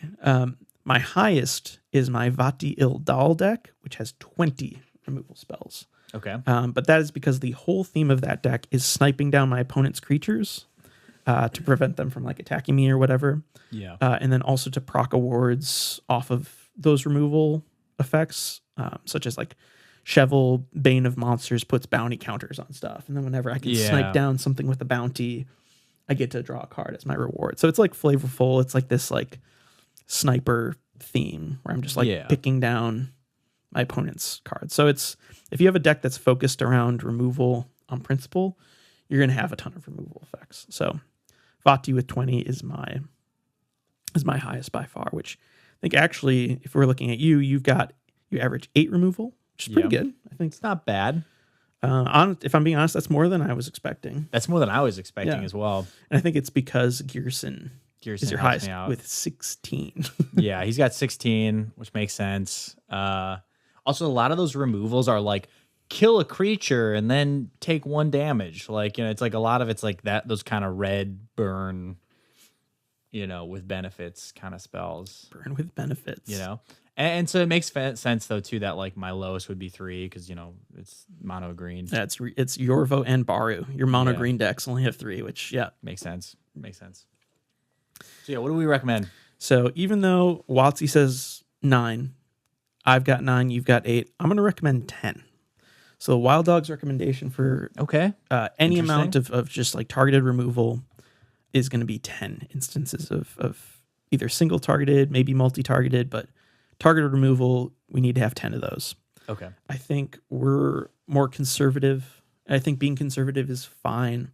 If you really can't run the extra, if you're already running Path and you're considering swords, like I was saying, 9 times out of 10, you'd rather have the swords or whatever. You'd rather have the removal spell than your synergy piece. Yeah. But you can also end up, I'm sure, you end up in a situation where I just am one piece away from like my board popping off, and then you draw your swords and you're like, oh, well, whatever. But I think playing on the safe side and running 10 removal spells is going to increase the fun factor again, because you're interacting. We're playing like against each other. Again, the whole like multiplayer Magic is fundamentally flawed, and we love it because of it. But if we're all just playing solitaire and we're all just trying to do our own thing, that's where Commander games drag on and like get really diluted. And like you look at your like someone across from you diagonally, and you look at their board and like, I can't even see half those cards over there. It's like, well, if you had run a couple more removal spells, you could have taken care of some of those issues. So we had some removal on this in this game. Yeah. I do want to mention real quick again, counter spells. We're going to talk about counter spells a little bit later, but you can only really play them in blue decks. I mean, there are a couple in white. There are, I think, actually a couple in red now. We've got your like deflecting SWAT type effect, but that's a whole other thing because it's removal. And if you're playing blue, I would definitely consider running counter spells over your removal spells because they're generally more powerful effects. Can be used, not just proactively. You can use them defensively as well. Just beyond harming your opponent's board state, you can protect your own board state with counter spells. So for that, I think if you're playing blue, you should maybe swap out a few of your targeted removal spells with counter spells. But we'll talk about that a little bit later. So sounds good. 10 removal spells. Do not cut them for the synergy piece. Or do. Oh, who cares? Play mono green lands and don't even run removal spells. I should just take Beast Within out of my honestly, yeah, I'm pissed off that it's there. So we might have to. That's one less creature you could play. See, that's the there we go. There's the mono green. That's the mono green right in me. Yeah. All right, so on to board wipes. So board wipes function as like a reset button when you're starting to fall behind. I think I personally struggle with board wipes. I think, again, it's that like, well, if I'm going like wide or if I'm trying to develop a board with creatures, why would I want to wipe the board? You think that like having 3 board wipes in your deck is going to be just detrimental to your plan, but I think having a few at your disposal so you can draw into them, you're more likely to draw into them at any given moment, is going to allow you to, if someone gets out of control, we can reset everyone, bring us all kind of back to a similar board state. And a lot of times, with more efficient board wipes, if you're later in the game, you can actually, they put you ahead, right? Yeah. You cast your Wrath of God or whatever for 4 mana. You've got a bunch of mana up. You've got your cards because you're running 20 card advantage spells or whatever. You can then bounce back and be like, all right, I wipe everyone else's board. Then I have priority because it's my turn. And I'll get, 2 or 3 more non-land permanents onto my board before passing to you. So like now I'm ahead. I've got creatures on board. No one else does. That's a really good place to be in. So Wizards' average amount of board wipes per precon is 3 to 4. I didn't really get into like the specifics. I think board wipes are just like, hey, you got them or you don't. You got them or you don't, and they're very like no rhyme or reason. Yeah, well, I think it's just that their effect is so consistent. It's just like your board wipes are going to disrupt everyone at the table and it's going to remove non-land permanents. Well, okay. How about I say it this way? Like board wipes are, I can't think of an instance where you'd want to have a board wipe for the synergy of your win con, but it's more of like a panic button type effect. Like I don't know any commanders that are like they want you to board wipe. That's a good point. I think there are decks more so in like 60 card constructed formats that like Azorius Control, for example, doesn't really run a ton of creatures. So wrathing your opponent, who's like, let's say you're playing against like a mono red deck or like a prowess deck, and they've got all 4 of their creatures out, and you're playing control or whatever. Cast a Wrath of God, doesn't affect your game plan at all. Wipes all them out. But that being said, Azorius Control isn't like as common in Commander. Like 4-player, like you're not seeing those types of like Armageddon control decks. It's just not the vibe of casual Commander at all. So yeah, I think I agree with you that board wipes are just, they serve kind of just one purpose, and they don't, like you said, necessarily synergize with what you got going like a on. Combo piece, no. That being said, you can pick ones that, because of your deck's play style, become more efficient. Like, for example, I'm trying to think. I used to, hold on, let me pull this up quick. I think I've got it in my, I probably actually cut it because I'm personally, I do not like board wipes. It's not that I don't like board wipes. I'm just trying to, that's where I go into that mindset of like, I'm trying to do my thing faster and better than you. And I tend to cut board wipes more than anything else. So my average is 2. I have multiple decks just straight up with 0 because they're effects that they do what you want it to do, and they do them well, and they help bring you back into a game if you're falling really far behind. Okay, Hour of Reckoning is one that I wanted to show off because this is one that does synergize with the deck. Hour of Reckoning is 4 and 3 white for a sorcery with Convoke, so you can tap your creatures to help pay for it. Destroy all non-token creatures. So this is a Wrath that typically kills all of the creatures that my opponents care about. In my Alharu and Falthus deck, which this is my Spirit token deck, that basically Alharu's effect is whenever a non-token creature you control dies with a +1/+1 counter on it, you create a 1/1 Spirit. Yeah. So in this case, Hour of Reckoning, it kills all of my if I have a bunch of non-token creatures on board, this is effectively a sack outlet for my commander to trigger, and I get all these spirits, and they're tokens, so they don't get wrathed. So this, in a weird way, Hour of Reckoning, it's a wrath effect that kills all of my opponent's creatures, while also like potentially doubling or tripling the amount of spirit tokens I have because of my commander. Yeah. And going super wide and not killing any of the spirit tokens I already have. Yeah, I have the same effect in Zabaz too, where I have like organic extinction in there that kills everybody else, but all my artifacts stay alive. So no, there are use cases for it, but like, I don't see it as necessary as card advantage or sure, someone's game plan. So yeah, that's why I think in general you only need. So like I said, Watsy says 3 to 4. I average 2. Luke also averages 2 because he's got mono green decks that they don't have wraths. We don't do that. Gearson, I guess I didn't put how many Gearson has, but Gearson has the most with. He probably has like 3. 7. 7. You've got 7 board wipes in Gearson. Wow. Okay. That was not on purpose, everybody. Yeah. I mean, it probably considers stuff because you've probably got a lot of effects that deal X damage or whatever.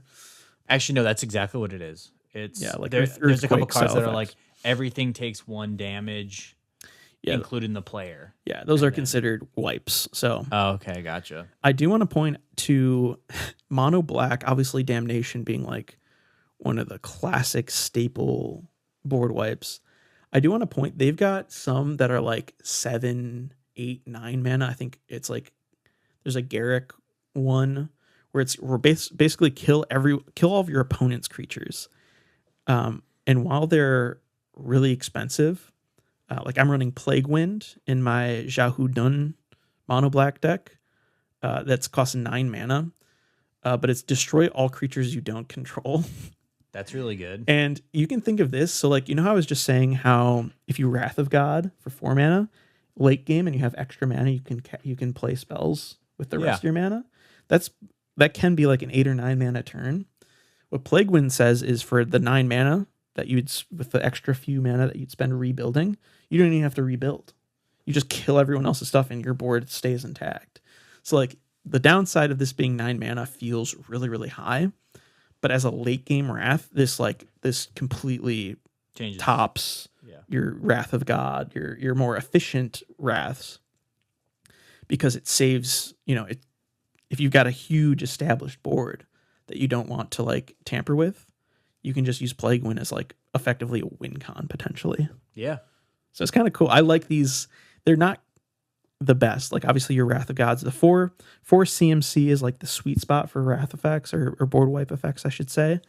But these high costed ones are just so like they have a lot of appeal to me because it's like, oh, this is like a wrath that also will probably win me the game if I've got a good board state. So I'm kind of high on these really expensive ones. I think it's called Ingarrick's Wake. Yeah, 9 mana, destroy all creatures you don't control and all planeswalkers you don't control. So it's like a better version of the same thing. Yeah, better. It's a quote unquote, again, strictly better Plague Wind, but I like Plague Wind because it's got this cool art. There you go. And it's white border. So. And it's cheaper. Yeah. Costs, well, it's about the same price. Actually, Ingarrick's Wake is like a $1 card. Oh, okay. Just kidding. They're both 9 mana. Anyways, yeah, so board wipes. WotC says you need 3 to 4. Luke and I, we only average 2, which that's just, again, to our play style. Whatever. We are going to, because of that, we are going to recommend 2 to 3 board wipes. 3 feels like the sweet spot. We personally don't run as many, but anything 4+ feels excessive because they can just be dead cards in your hand otherwise. Yeah. Like if you've got a really nice board and you're like ahead, wraths are just actively bad. Yeah, you don't want that. Yeah, so and if you've got like 5 or 6 wraths, again, it depends on what your commander wants to do. They could just end up being like dead cards. And in fact, not just dead, like they go against you winning the game. They're just harmful to you. Yeah. So yeah, those are again, we went through the 5 categories. Let me run. Let's hear it again. I'll run through WotC's averages, and then I'll go through our gold standard recommendations. So WotC Commander Precon averages for lands 37 to 38, ramp 15 to 16, card advantage 19, removal 9, and board wipes 3 to 4. Our Wild Dogs gold standard commander recommendations. Yeah, let's hear it.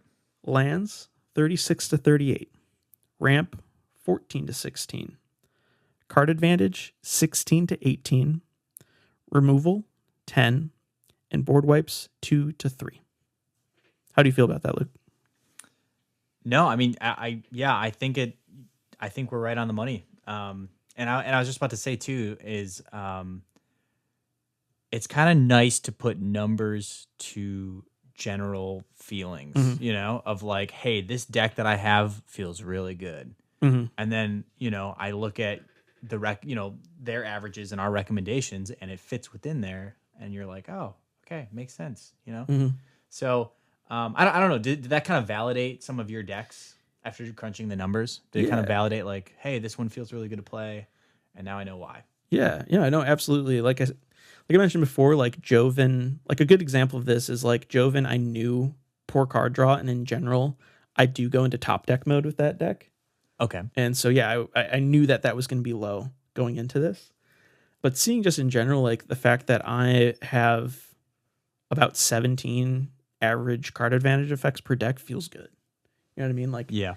And I know that with the decks that are kind of on the lower end for card advantage, like even beyond Joven, my Karlach deck is highly ramp focused. It only has 11 card advantage spells. It's something to improve upon, right? Like it's nice to have these numbers both from WotC, seeing what they're doing, what their averages are, and also looking at each of those decks individually and comparing them to my decks and maybe decks that are similar, whether it be like same color pairing to a WotC Precon or, has a similar game plan. I can go and look in and see, okay, so I'm building my Feldegriff is a group hug deck. Well, I know WotC just released that peace offering, the Miss Bumbleflower. Miss Doubtfire? Yeah, this Doubtfire that you have. And I can go and I can look, okay, yeah, they also have 23 card advantage spells. There you go. Because they're also trying to make everyone draw cards. And so my 27 feels about right for a group hug deck. You know what I mean? So it's really nice to now have these numbers to contextualize my decks. And in general, I feel pretty happy with where I am, even though I have my personal preferences of like maybe running more removal than WotC runs and running less board wipes than WotC does. Those types of things. Yeah. So I feel really good to have this gold standard. I guess I keep saying, but like these are kind of our golden rules when it comes to building a commander deck. And if we go below, we can reassess. Like if I notice that my ramp effects are like, oh, they're only like 8 or 9. Well, do I need to, increase? Do I need to? Let's play this deck at the table and see how it plays out and adjust accordingly now that we have the data to back it. So some other deck elements to consider now that we have all of our essentials covered. I wanted to talk about some other things regarding your deck while you're building, such as on-theme cards. We keep talking about synergy, right? You want your deck to have a game plan, have a strategy. And I've, in my research, I saw a lot of people say, they said like anywhere between 30, 35, 36 cards that match the game plan and synergies of the deck. And I think that sounds about right. There's often overlap between your the essentials and what your game plan is. I think that's part of the fun of building for Commander is finding cards that synergize with your Commander, but also are removal. Synergize with your Commander, but also ramp you into whatever. Like, for example, if you're running a deck that wants to win with Craterhoof Behemoth, your ramp spells should all be mana dorks, right? Like you run all the 1 mana mana dorks because those are going to feel way better when you cast your Craterhoof than all your mana rocks. You know what I mean? So like that's where, really tweaking and refining the essentials that we covered to fit your theme gets really, really fun. And that's like, the joy of building a Commander deck for sure. I definitely have more than 30 to 36 on theme cards. I'm usually running like 40. Well, that's what's fun, and I think that's fine. And that's why, I think our, instead of, your removal average is lower. But that's because instead of playing removal, you're trying to make your deck do the thing that it wants to do. Yeah. So, and that's, 100%. I think that's fair. I think if that's what you want to do, then do it. Don't run the board wipes, don't, run your Chaos Warp, your Beast Within, and your Swords to Plowshares in your Naya deck. And those are your 3 removal spells. Who cares? We're just saying with our template, that's going to be the most efficient. Again, this word efficiency keeps popping up, but like if you hit 10 removal, your deck is going to be able to, when you sit down, you can compete and interact, keyword interact with your opponent. And I think that's more fun in the long run. And it only shaves a few cards off of your synergy on theme cards. It's not the end of the world that your 4/4 beast with lifelink is gone. Yeah, no. Because now you can remove Johnny's combo piece, Chroma's Will or Chroma's Memorial with your Abrade because you have it in hand now. It's in your deck. But what is if the artwork on that 4/4 beast with lifelink looks cool? See? I'm switching that out for any removal, Yeah, and again, like I said, if that's what you want to do, go for it. I just think you're going to have a better time running the removal. But no, I get you. Everyone's approach is a little bit different. These are just our recommendations so you can have a good time almost every time you sit down to play Magic. Yeah. Commander specifically. So one thing I will say about on-theme cards is don't try to create too many sub-themes. Your deck as a whole will be weaker and less focused when it's trying to do multiple things all at once. So streamlining your deck to do one, maybe 2 things, 2 goals in mind. And then, just save all your other ideas for a different deck. I think typically what that means is like, you sit down, I want to build a soldier deck, but also I want it to do like lifelink stuff, but also I want to like make a bunch of like tokens, but also like when you start to think of all these things, well, it's like maybe that's 2 decks. Maybe you have a Boros soldiers deck, and then you have a Selesnya food life gain deck. You know what I mean? Like, if you're starting to find that your game plan starting to like take a bunch of different paths, what that ends up doing is you're going to have all these, quote unquote synergy pieces that don't synergize together, and that's not good. So try to focus in on one thing, and if you start to notice a secondary theme start to pop up, then nurse that a little bit, but don't do 3, don't do 4, don't try to do a bunch of things all at once. That would be my main recommendation for synergies of your deck. Yeah, totally agree. Another thing to consider is protection spells. These aren't always necessary for like playing a game of Commander, but I think that I like to run at least a couple just for peace of mind. Some examples are like a Tamiyo safekeeping, counter spells like negate, Swiftfoot Boots is like a big one. Untimely Malfunction is a new, I think from Duskmorn, a new deflecting swat type effect in red. Yeah. So yeah, I think being able to protect your game pieces that you really value, especially when you're going to go for a win, are strong. Like counterspell effects, if you're running blue, I typically want to see at least 3 if you're in blue, just because they're powerful. There's a reason why blue gets a bad rep for counterspells. It's because they're good cards. You will win the game when you people's lives. They ruin the fun for everyone else, but you will win the game because you play them. I think I made a note. I think my James Wandering Dad mono blue CDH deck has 17 counterspells in it. That's so many. Because it's geared towards CDH. That's the whole. Oh my god. Yeah. That's so many. Yeah. So when it comes to protection, run like 2 or 3. Just toss in a Tamiyo safekeeping, toss in a Swiftfoot Boots.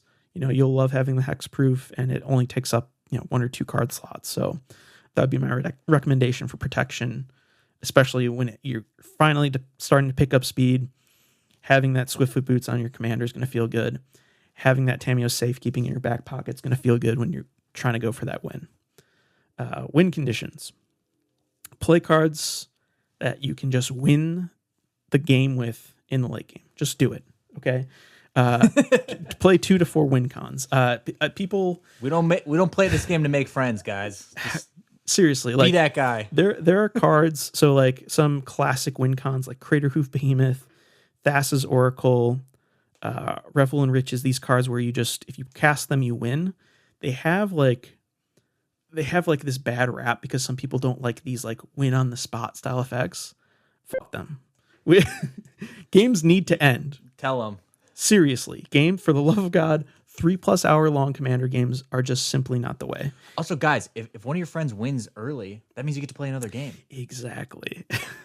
It's cool. Let it happen. Yeah. Bottom line is everyone should actively be trying to win this game of Commander. If we're all just out doing our synergy combo little things, that's fine. But we're going to end up with these 3-hour long games that no one enjoys. Okay. Nobody. Everyone should be actively trying to win. I think, and that's for that reason, like cards, as long as you aren't turboing out or you aren't CDH level Thassa's Oracle type stuff, if that's just like potentially, I mean, self-mill is, Thassa's Oracle I think is the most controversial of these, but like if you're playing a tokens deck, yeah, put a Craterhoof Behemoth in there. Like you absolutely, like, because that thing, I mean, whether or not you can cast it, you can turbo that out. It's like how much? It's like a 9 mana card. How much is Craterhoof Behemoth? 8 mana? Yeah, it's pretty big. If you have mana to cast that, then you've earned it. And then we can, yeah, like you said, we can go to game 2. Yeah, it's 8 mana. If you can cast a Craterhoof, please cast it. If you can win off Revel in Riches because you have, I think it's like 10, if you have 10 treasures in your upkeep, you win the game. Guess what? It's your opponent's fault for not having the removal, because they're trying to do the whole synergy thing. It goes back to that conversation of like, I think removal just adds a level to the game because you need to be able to interact. Like if someone casts a Revel in Riches, well, does anyone have enchantment removal? No. Oh, well, I guess we all just like lose because none of us played removal, and they earned the win because they have 10 treasures. They had to create those treasures and do a full turn cycle with it on board. Like removal is key, and win cons are vital to have fun, conclusive games that don't drag on forever. Bottom line, be a dick. I don't know about that. Okay, just kidding. But yeah, just run win cons, play removal. It's going to be way more fun when you can like interact with your opponents. Is I think my long-winded point here. Yeah, totally. Tutors. We have to talk about tutors. Love them or hate them, they're good. They're good cards. Obviously, they go against the quote-unquote spirit of singleton, as Taylor likes to say. But I argue that they can, again, effectively advance the game in a way where, like, yeah, your Worldly Tutor gets your Craterhoof. Yes, it's like running a second Craterhoof. That feels kind of like whatever. But, like, if we're at a point in the game where you can tutor your Craterhoof and win with a Craterhoof, Godspeed. You know, like, if no one here can counter your tutor and no one here can counter your Craterhoof, that's our fault. Yeah. You know what I mean? Also, for the former record, I don't see the beef with tutors. I don't see why people don't like them. I think so. I don't get it. I don't think it's that bad. The point I made here is that if you start to verge on CDH, if you're like in a 3-4 color, even 2 color decks, honestly, like I don't really ever play my zombie deck anymore because I run all the like good black and blue tutors, and I can just like that's where you can just set up like a deterministic combo win at a casual table. That starts to feel bad, I think. Okay. But if you're tutoring for like a silly, again, I don't think instead of tutoring for your silly effects for casual, you should just run another card that has, you're basically you're building your deck against what you're trying to accomplish just for the sake of it's an efficient, like expensive, like flashy spell. Like tutors, I think in casual are just flashy. I will say if you want to run tutors because you want those efficient wins and you want those lines, for a casual commander deck, run like 1 to 2. Okay. I have 0 is ideal. I am starting to believe that a little bit more. I think most of my decks run at least 1 or 2 tutors. Okay. But when you start to go into 3-4 tutors, like my zombie deck, then you're not quite at CDH power level, but you're starting to verge into that, like, hey, if I'm tutoring for my combo, how is that fun for anyone else here? Yeah. And I get that. Like, it's fun for me because I get to combo a win here. But yeah, I think 1 to 2 tutors for casual is like kind of the sweet spot. Any more than that, it's going to start to feel bad. But 0, if you can stay truly singleton, do it. I think it's the best. It's the healthiest for casual commander. That being said, Worldly Tutor as a second Crater Hoof isn't the end of the world. You know what I mean? Yeah. So that's kind of my 2 cents on tutors. Just run a couple if you need to, but you don't really need them. Yeah, bring back Tinker. All right, Luke. Anyways. The kind of final other thing I wanted to talk about is like kind of control focused pieces. So like Graveyard Hate, stacks pieces, just classic control. I think my rule of thumb is just run these pieces if they're your thing. But I think if this is like your thing, then maybe you should be playing CDH. Yeah, casual commander's not for you. Because if you look at like, I forget, it's like Grand Arbiter Augustine, where he's just like a stacks piece in the command zone, or like Hinata, Dawn Crowned, which is a Jeskai commander that spells I cast cost 1 less for each target, and spells your opponent's cast cost 1 more for each target. Like I really love this card. I have a foil copy of it. It looks really cool. The art is amazing. It's in Jeskai. It's like, this card looks awesome. But every time I sit down to like build this, I'm like, I have a stacks piece in my command zone. Like, this just sucks. Like, and if you like that, like maybe CDH is more your vibe. But yeah, I just think they're good in small quantities. How about that? I would also add to the list as well is like land hate. Yeah. Removing other people's lands. Yeah, like Armageddon. I put that in like control. Like your Armageddons, your Stone Rains, all those types of, like, obviously Stone Rains like a bad magic card, but for commander specifically. But yeah, your Armageddons, that's definitely kind of in the control category. And yeah, land destruction is like this. It's a huge, it's kind of a war crime a little bit. Yeah. Yeah, I don't know. Play the game. Land hate is definitely or land destruction is a highly controversial approach to commander for sure. Hey, you can destroy your own lands, but there's some lands commanders that want to play that you want to play stuff from lands from the graveyard, but killing your friends' lands not ideal. No bueno. No bueno. So there we have it, guys. We've got our deck template all ready to go. We've got all our gold standard recommendations. Again, just to run through them real quick one last time before we move on to Luke's analytics. Yeah. Lands, run 36 to 38. Ramp, 14 to 16. Card advantage, 16 to 18. Removal, about 10. And then 2 to 3 board wipes. And those are your essentials. And have fun with it. Just have fun with it. Like, once you found a commander that speaks to your soul, try to stick to these numbers, get funky with it, and just like have fun. Like I said, there's a reason we did this, and it's because Luke and I just love building commander decks. Yeah. Like hopping on Moxfield after you find a goofy legendary creature and just messing around with it is just, I love that creative process. I love, it's like a puzzle that you're putting together yourself a little bit. And it's just so much fun. So hopefully our blueprint helps, and yeah, enjoy it. Have fun. Yeah, no, totally. All right, Luke, take her away with the raw analytics. Yeah. As you say. I got some raw analytics for everybody here. Let's see it. So, okay, first of all, this kind of goes to like, I guess, data science, but like why is this data important? Like why is it important to look at the data? And I guess, wait, really quick, before I go into that, all the stuff I'm about to talk about, here's kind of how this came about. So basically what I did was that I started off by creating a card database of like, hey, here's every unique card that was seen in a commander deck in the last 2 years, in 2023 and 2024. And when I say unique, I'm not talking about like, I'm talking about like every time, every specific card that was, in a deck. So not necessarily like every card that was in standard or that was in that set, but what was seen in a precon is what we're looking at. And so I made this database of all these cards. By the way, shout outs to Scryfall. Their API is open to the public. Anybody can write code that can interact with Scryfall. They have some rules about like, hey, don't like,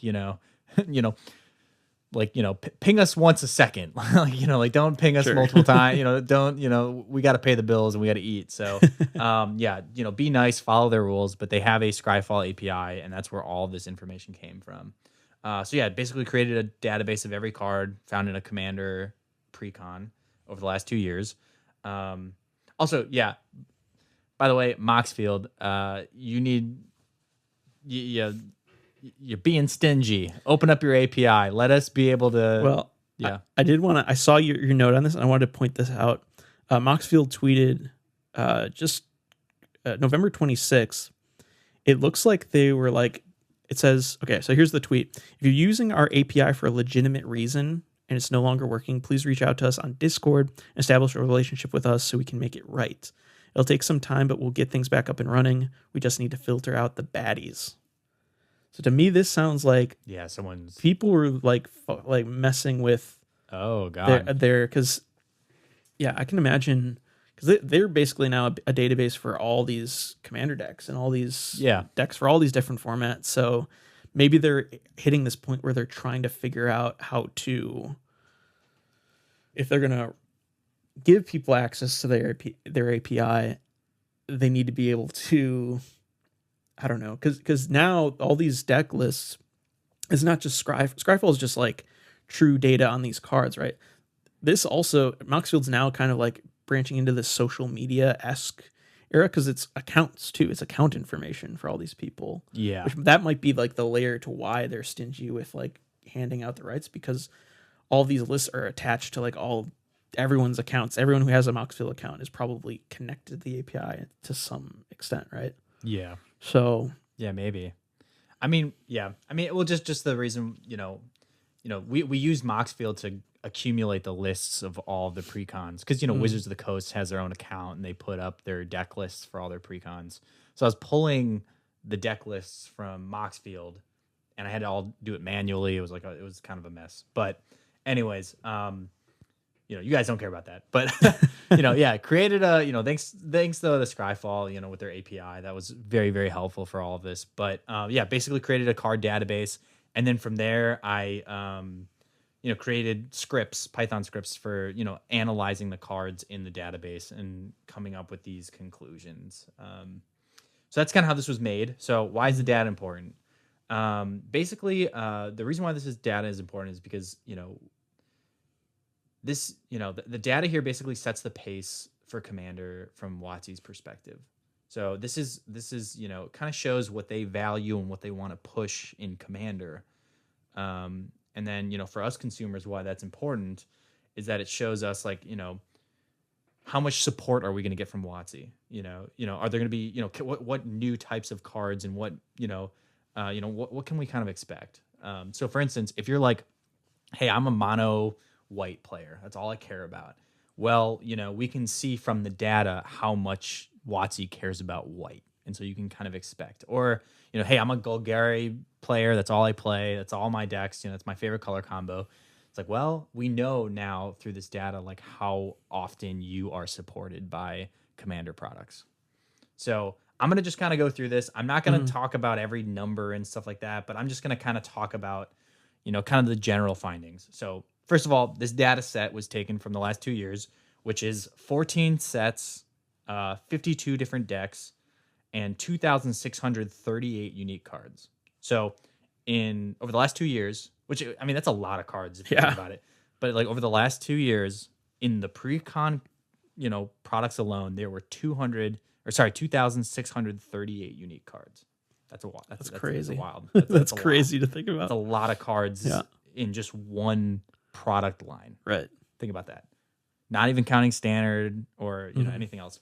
So let's just kind of break it down. I have these in different categories. So the first category here is the most popular cards overall. So what cards, did we see time and time again in these decks? And by far the biggest, most popular card in all the Commander decks, comes as no surprise, was Arcane Signet. It was seen in 51 decks, and it was only excluded from one deck, which was the colorless Eldrazi Unbound deck. Right. Which makes sense. Yeah. Arcane Signet literally doesn't tap for mana in that deck. Nope. Yes. So it does nothing. So it makes sense why it was excluded from one deck. So now I'll just kind of go through it. Artifacts. There were 328 artifacts, unique artifacts in this, card database. And the most popular one, Arcane Signet, as I just said. Next is creatures. There was exactly 1,300 creatures. I thought that was kind of a fun number, exactly 1,300. Yeah, and it's almost exactly half the amount of unique cards, which, I mean, makes sense. Creatures are vital to all formats, especially in a multiplayer setting. So it's pretty cool. Exactly. So 1,300 creatures, and the most popular creature was Solemn Simulacrum, which was seen in 10 of the decks. Next are instants. There was exactly 200, another round number. I like it. And the most popular instant was Swords to Plowshare, which was found in 17 decks.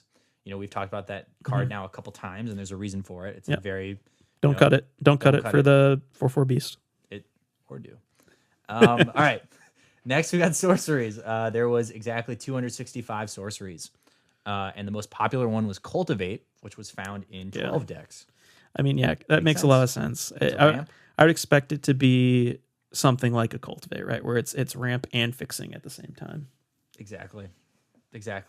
So next are enchantments. There were 311 enchantments, and Spirited Companion was the most popular one, found in 4 decks. I love Spirited Companion so much. It's a great card. It's so good. I've got it in my Preston the Vanisher deck, and it's in my considering for my Wilson Refined Grizzly Enchantress deck. So do it. It's just, I love that enchantment doggo. So good. Yeah, and it's got great art. It's a great card. It does. All right.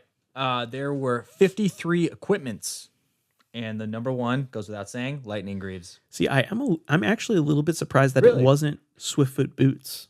Okay. Compared to Lightning Greaves. We've I guess we did see quite a few reprints of Lightning Greaves the last couple of years. Yeah, I think it's probably just the cheaper one. It actually was the expensive one. Oh, really? Yeah, Swifties is a little bit less pricey money-wise.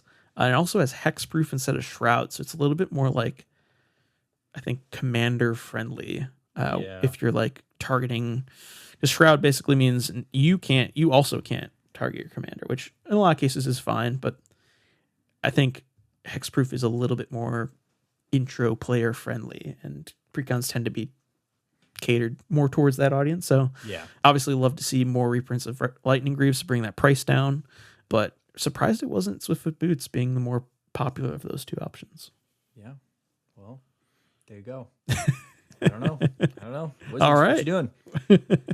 All right. We got 2 more left. So of the auras, there was 53 auras, and the most popular one was Shiny Impetus, which is it gives a creature +2/+2. It's goaded, and then also whenever it attacks, it makes a treasure token. Yeah, that's a good one. I love that. I love that card. It's also interesting that there are 53 equipment and 53 auras. So, there you go. For those for you Voltron lovers, we've got a good spread between the two. Spread. And then the last one, also kind of fun. The number one fancy land, the non-basic land, is there were 306 of them, and the most popular, goes without saying, Command Tower. It's found in 52 decks, and the 2 it was missing from is the Eldrazi Unbound and the Angels deck, which are both monocolored, so it makes sense. Yeah, well, and Eldrazi Unbound again doesn't even tap for mana because the commander's colorless. So Command Tower is literally useless, and then Angels, is mono white, so you just put a plains in there. Yeah, makes sense. So really quick, overall mana curve of all the cards, kind of goes without saying, but the 3-drop was by far the highest. Yeah, just looking at this, Luke made this beautiful graph here to show a curve as we're used to seeing the curve in your deck builder site. It looks like a commander mana curve. Yep. Easily, yeah. It looks great. they probably do the same analytics on their end, so it makes sense. Yep. So then okay, so here's a fun one. So here is the I won't go through, again, I won't go through like the whole list here, but I also have the mana percentages for all cards. And so kind of how this works is like, it's how often does a color show up in a card? And this is regardless of if it's monocolored or multicolored. It's just kind of how often does a color show up across all cards? And the winner was white. 591 cards are white, and that's 22.5% of the mana of the pool, of the card pool. And second to that was actually green, which was 2 less. So pretty much neck and neck. Pretty much neck and neck. Yeah, green and white. And then by far the worst was red. 447 cards, which is 17% of the pool. The card pool was red. Yeah. So that's pretty bad. Yeah, I mean it makes sense though, right? Like these numbers, looking at them, basically in order it goes white, green, blue, black, red, and that if I were to like guess, just like from like how powerful these colors are in Commander specifically, red being the lowest makes a lot of sense. It just has the least. I'd say it's maybe the most like a narrow color, and it also, again going back, it doesn't offer a lot of card advantage. It has removal, but it's pretty narrow. I think it's usually just artifact focused or damage focused. You have some outliers like Chaos Warp, which is a staple, but this makes sense to me. Yeah. No, and also too, like as like a digestible to the average consumer, makes sense that these are the colors that, white and green are pretty straightforward. Yeah. Black and, black, even red is kind of straightforward. I don't know.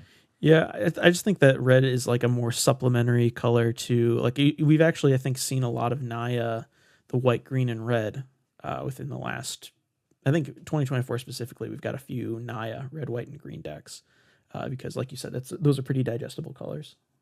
Yeah.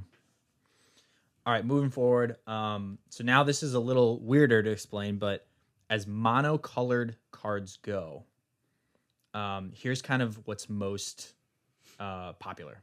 So kind of goes without saying, colorless it's not a color technically, but colorless is the most popular monocolored, percentage. After that is white, like I just said. Red's the worst. So now dual 2-colored identities. The most popular is Simic. Yep. Which is pretty cool. And then Gruul is the worst. And Simic is blue green, Gruul is red green. So makes sense. Simic is very synergetic. Lots of synergies there. That they kind of complement, blue and green complement each other a lot.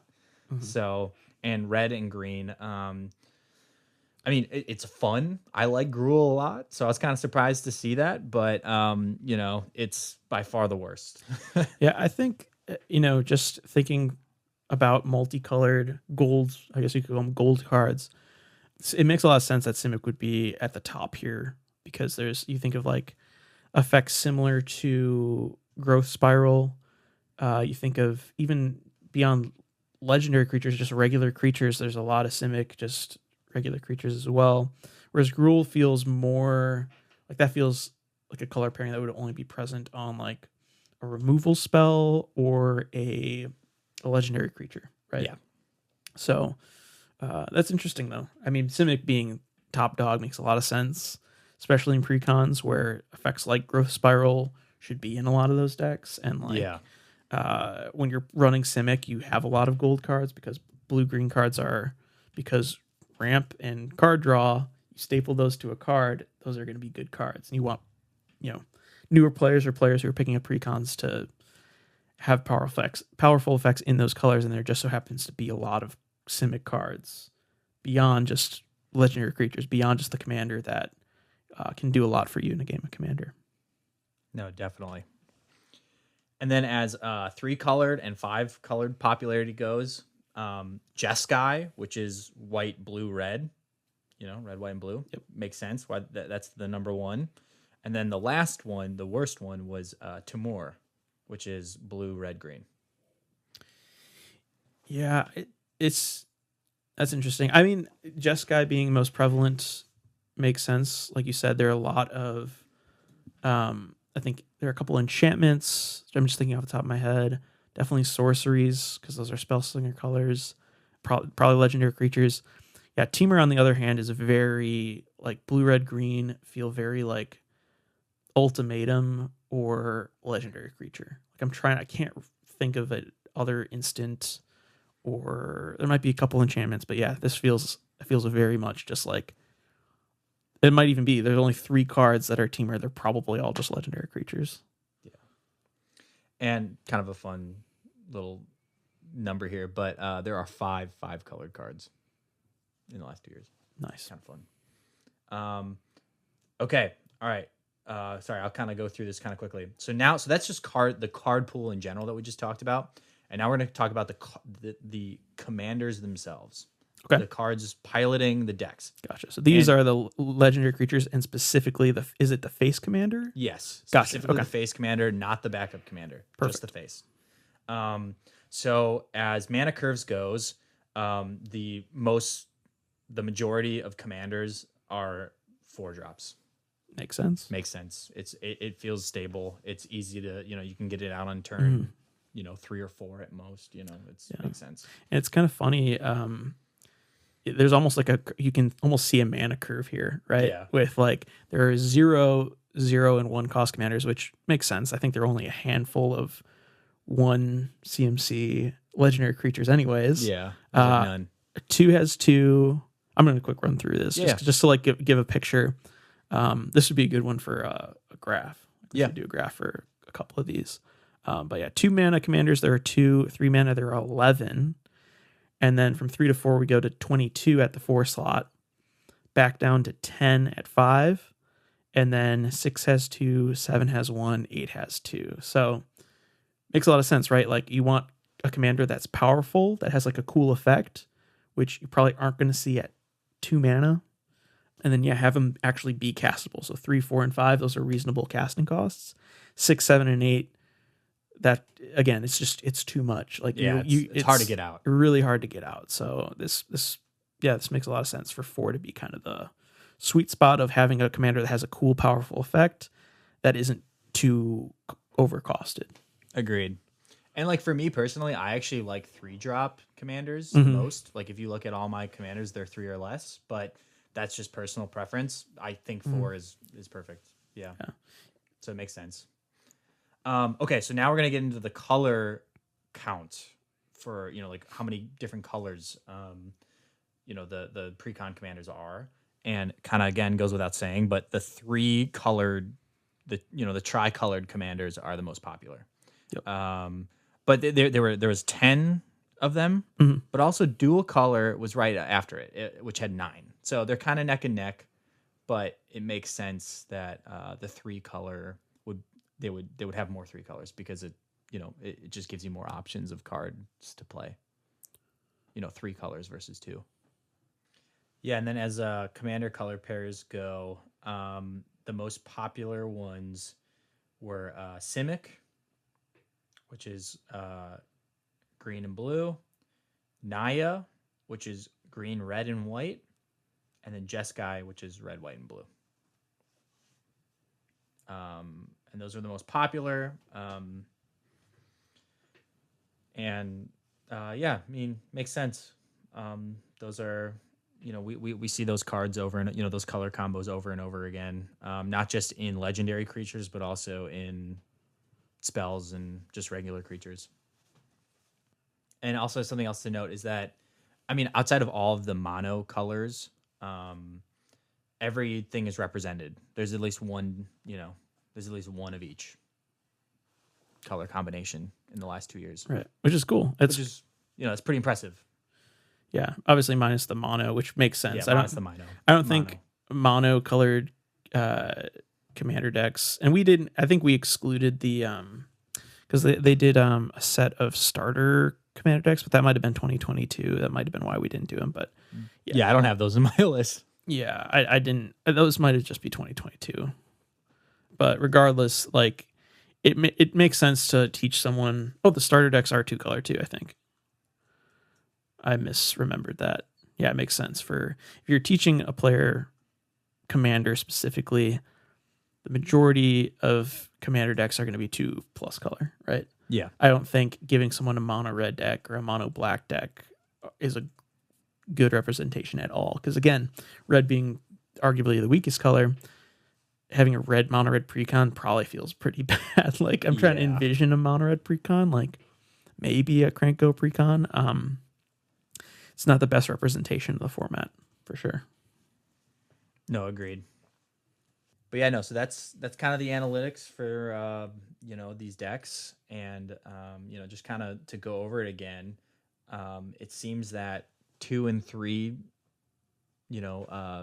colored commanders are kind of the sweet spot. It gives you the versatility to have multiple. You have a bigger card pool to pull from. And yeah, even though I personally love mono-colored commander decks, they're my favorite. I can see why, it's recommended to have at least 2 and and it's probably better to have 3. Right. Because I think rule of thumb when building a singleton deck, even just beyond commander, if you want to look big picture, if you're looking to accomplish like I was saying, a singular goal, or you have a certain strategy in mind, the more colors you have access to, the better spells. The more spells you have that are as efficient as possible and are as synergistic as possible, you have obviously a bigger card pool with the highest synergy cards for that particular task. Like for example, like a mono green +1/+1 counters deck works if you have Yorvo at the helm, right? Yeah. But because he's mono green, you don't get access to a Cathar's Crusade in white, or I don't know, the proliferate effects of blue. Yeah. Or there are a ton of +1/+1 counter G synergies for creatures in black. So by like reducing the amount of colors, you're reducing the amount of options you're giving a player by going monocolor. So yeah, it makes sense for precons, for someone picking up the game to not be like, set into one color and thinking that that's the only way of accomplishing that particular goal. It shows them that, blue and green can allow me to get to big creatures faster because I get to draw cards while also playing while ramping into the big creatures. I think that's why Simic is so popular. It's because it shows a new player, blue's good because I get to draw my ramp spells that I play in green. Yeah. And that allows me to get to my 6 and 7 drop, Leviathans or whatever. Yeah, I'm thinking about my AC landfall deck that much faster because the blue allows me to draw my ramp, which ramps me into these big spells. So yeah. And then if you want to go 3 colored, Jeskai. Jeskai? Yeah. that's that red, white, and blue, America's colors and Magic the Gathering's colors. God bless America. God bless and Magic America the Gathering and Richard Garfield. Hasbro. Well, I think that's we covered your data, covered my data, and yeah. Bottom line is we hope that all this information that we've been spewing for the last probably 2.5, 3 hours. Yeah, it's been a while. Well, we'll see how much this cuts down to. We've been recording for like 4 hours at this point. Yeah, we got a lot to say, guys. So yeah, whatever we've said over the last 2.5 hours or so, bottom line, we hope it's useful. We want this to help you build better commander decks, to help you get into building commander decks. And yeah, again, all this data is going to be in the episode description. Go check out Luke's scripts, the code. It's all there on GitHub. I'll put the link to that. And then we'll have probably right now, like I said, a Google Drive file with all of our notes and graphs and spreadsheets and all that good stuff for you to look at and come to your own conclusions on. So exactly. Yeah. Cool. Well, on that note, I think we can go right into our Scryfall random spirit creature of the week. Let's do it. With one free mulligan. With one free mulligan. As always. Okay, I got one. Oh my God, I got something in a different language. I love that. I actually love this card too. You want to take it away, Luke? Sure. Yeah, I got a card from Theros Beyond Death, which is Ashiok's Forerunner, which is for 3 blue and black. We get a 3/3 creature that has flash, and it says, when Ashiok's Forerunner enters the battlefield, you may search your library and or graveyard for a card named Ashiok, Sculptor of Fear. Reveal it and put it into your hand. If you search your library this way, shuffle it. So I don't know who this other Sculptors of Fear is, but my guess is that that's some lore shenanigans. Yeah, so Ashiok, Sculptor of Fears is a planeswalker. Oh. I think that Ashiok was... I could be wrong on this, but I think this was the set that Ashiok debuted in. Oh, okay.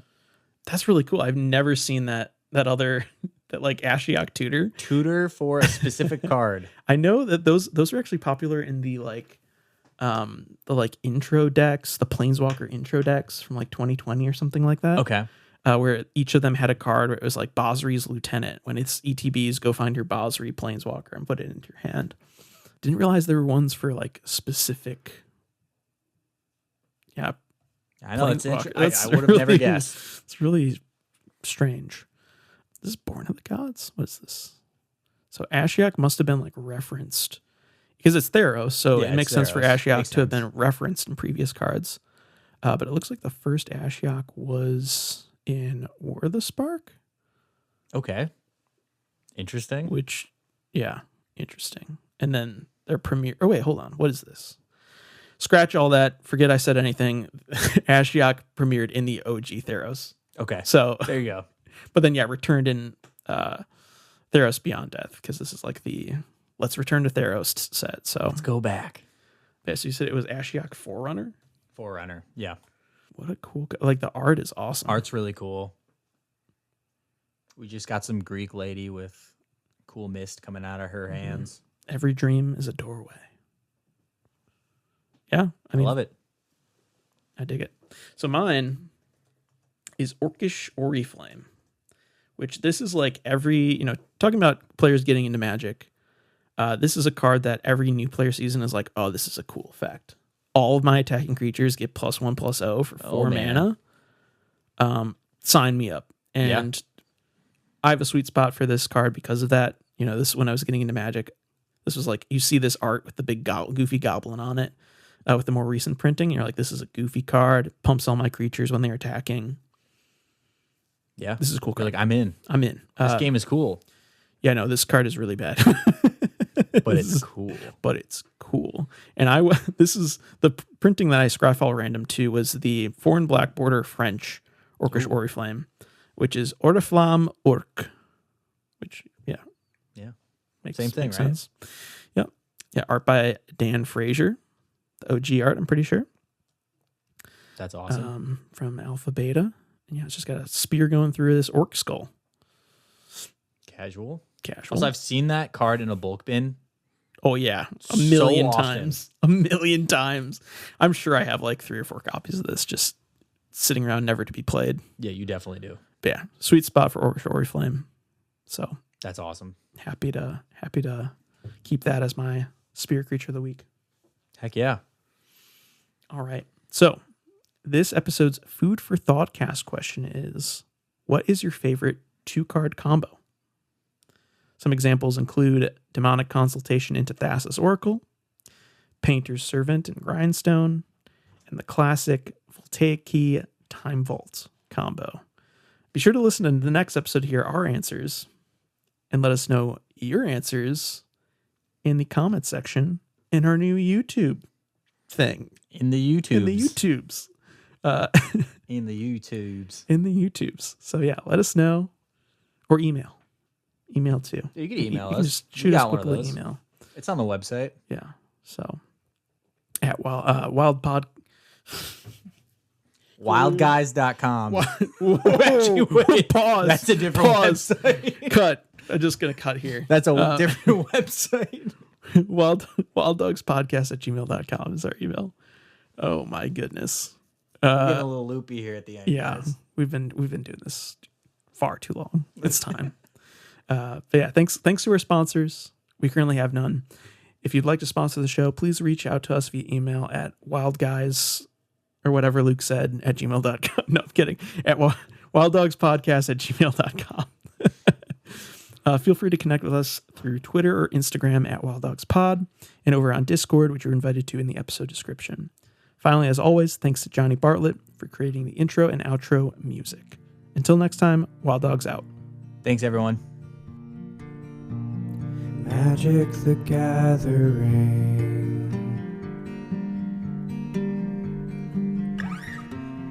Gathering magic with my friends. Playing cool cards all the time. Tutoring love for all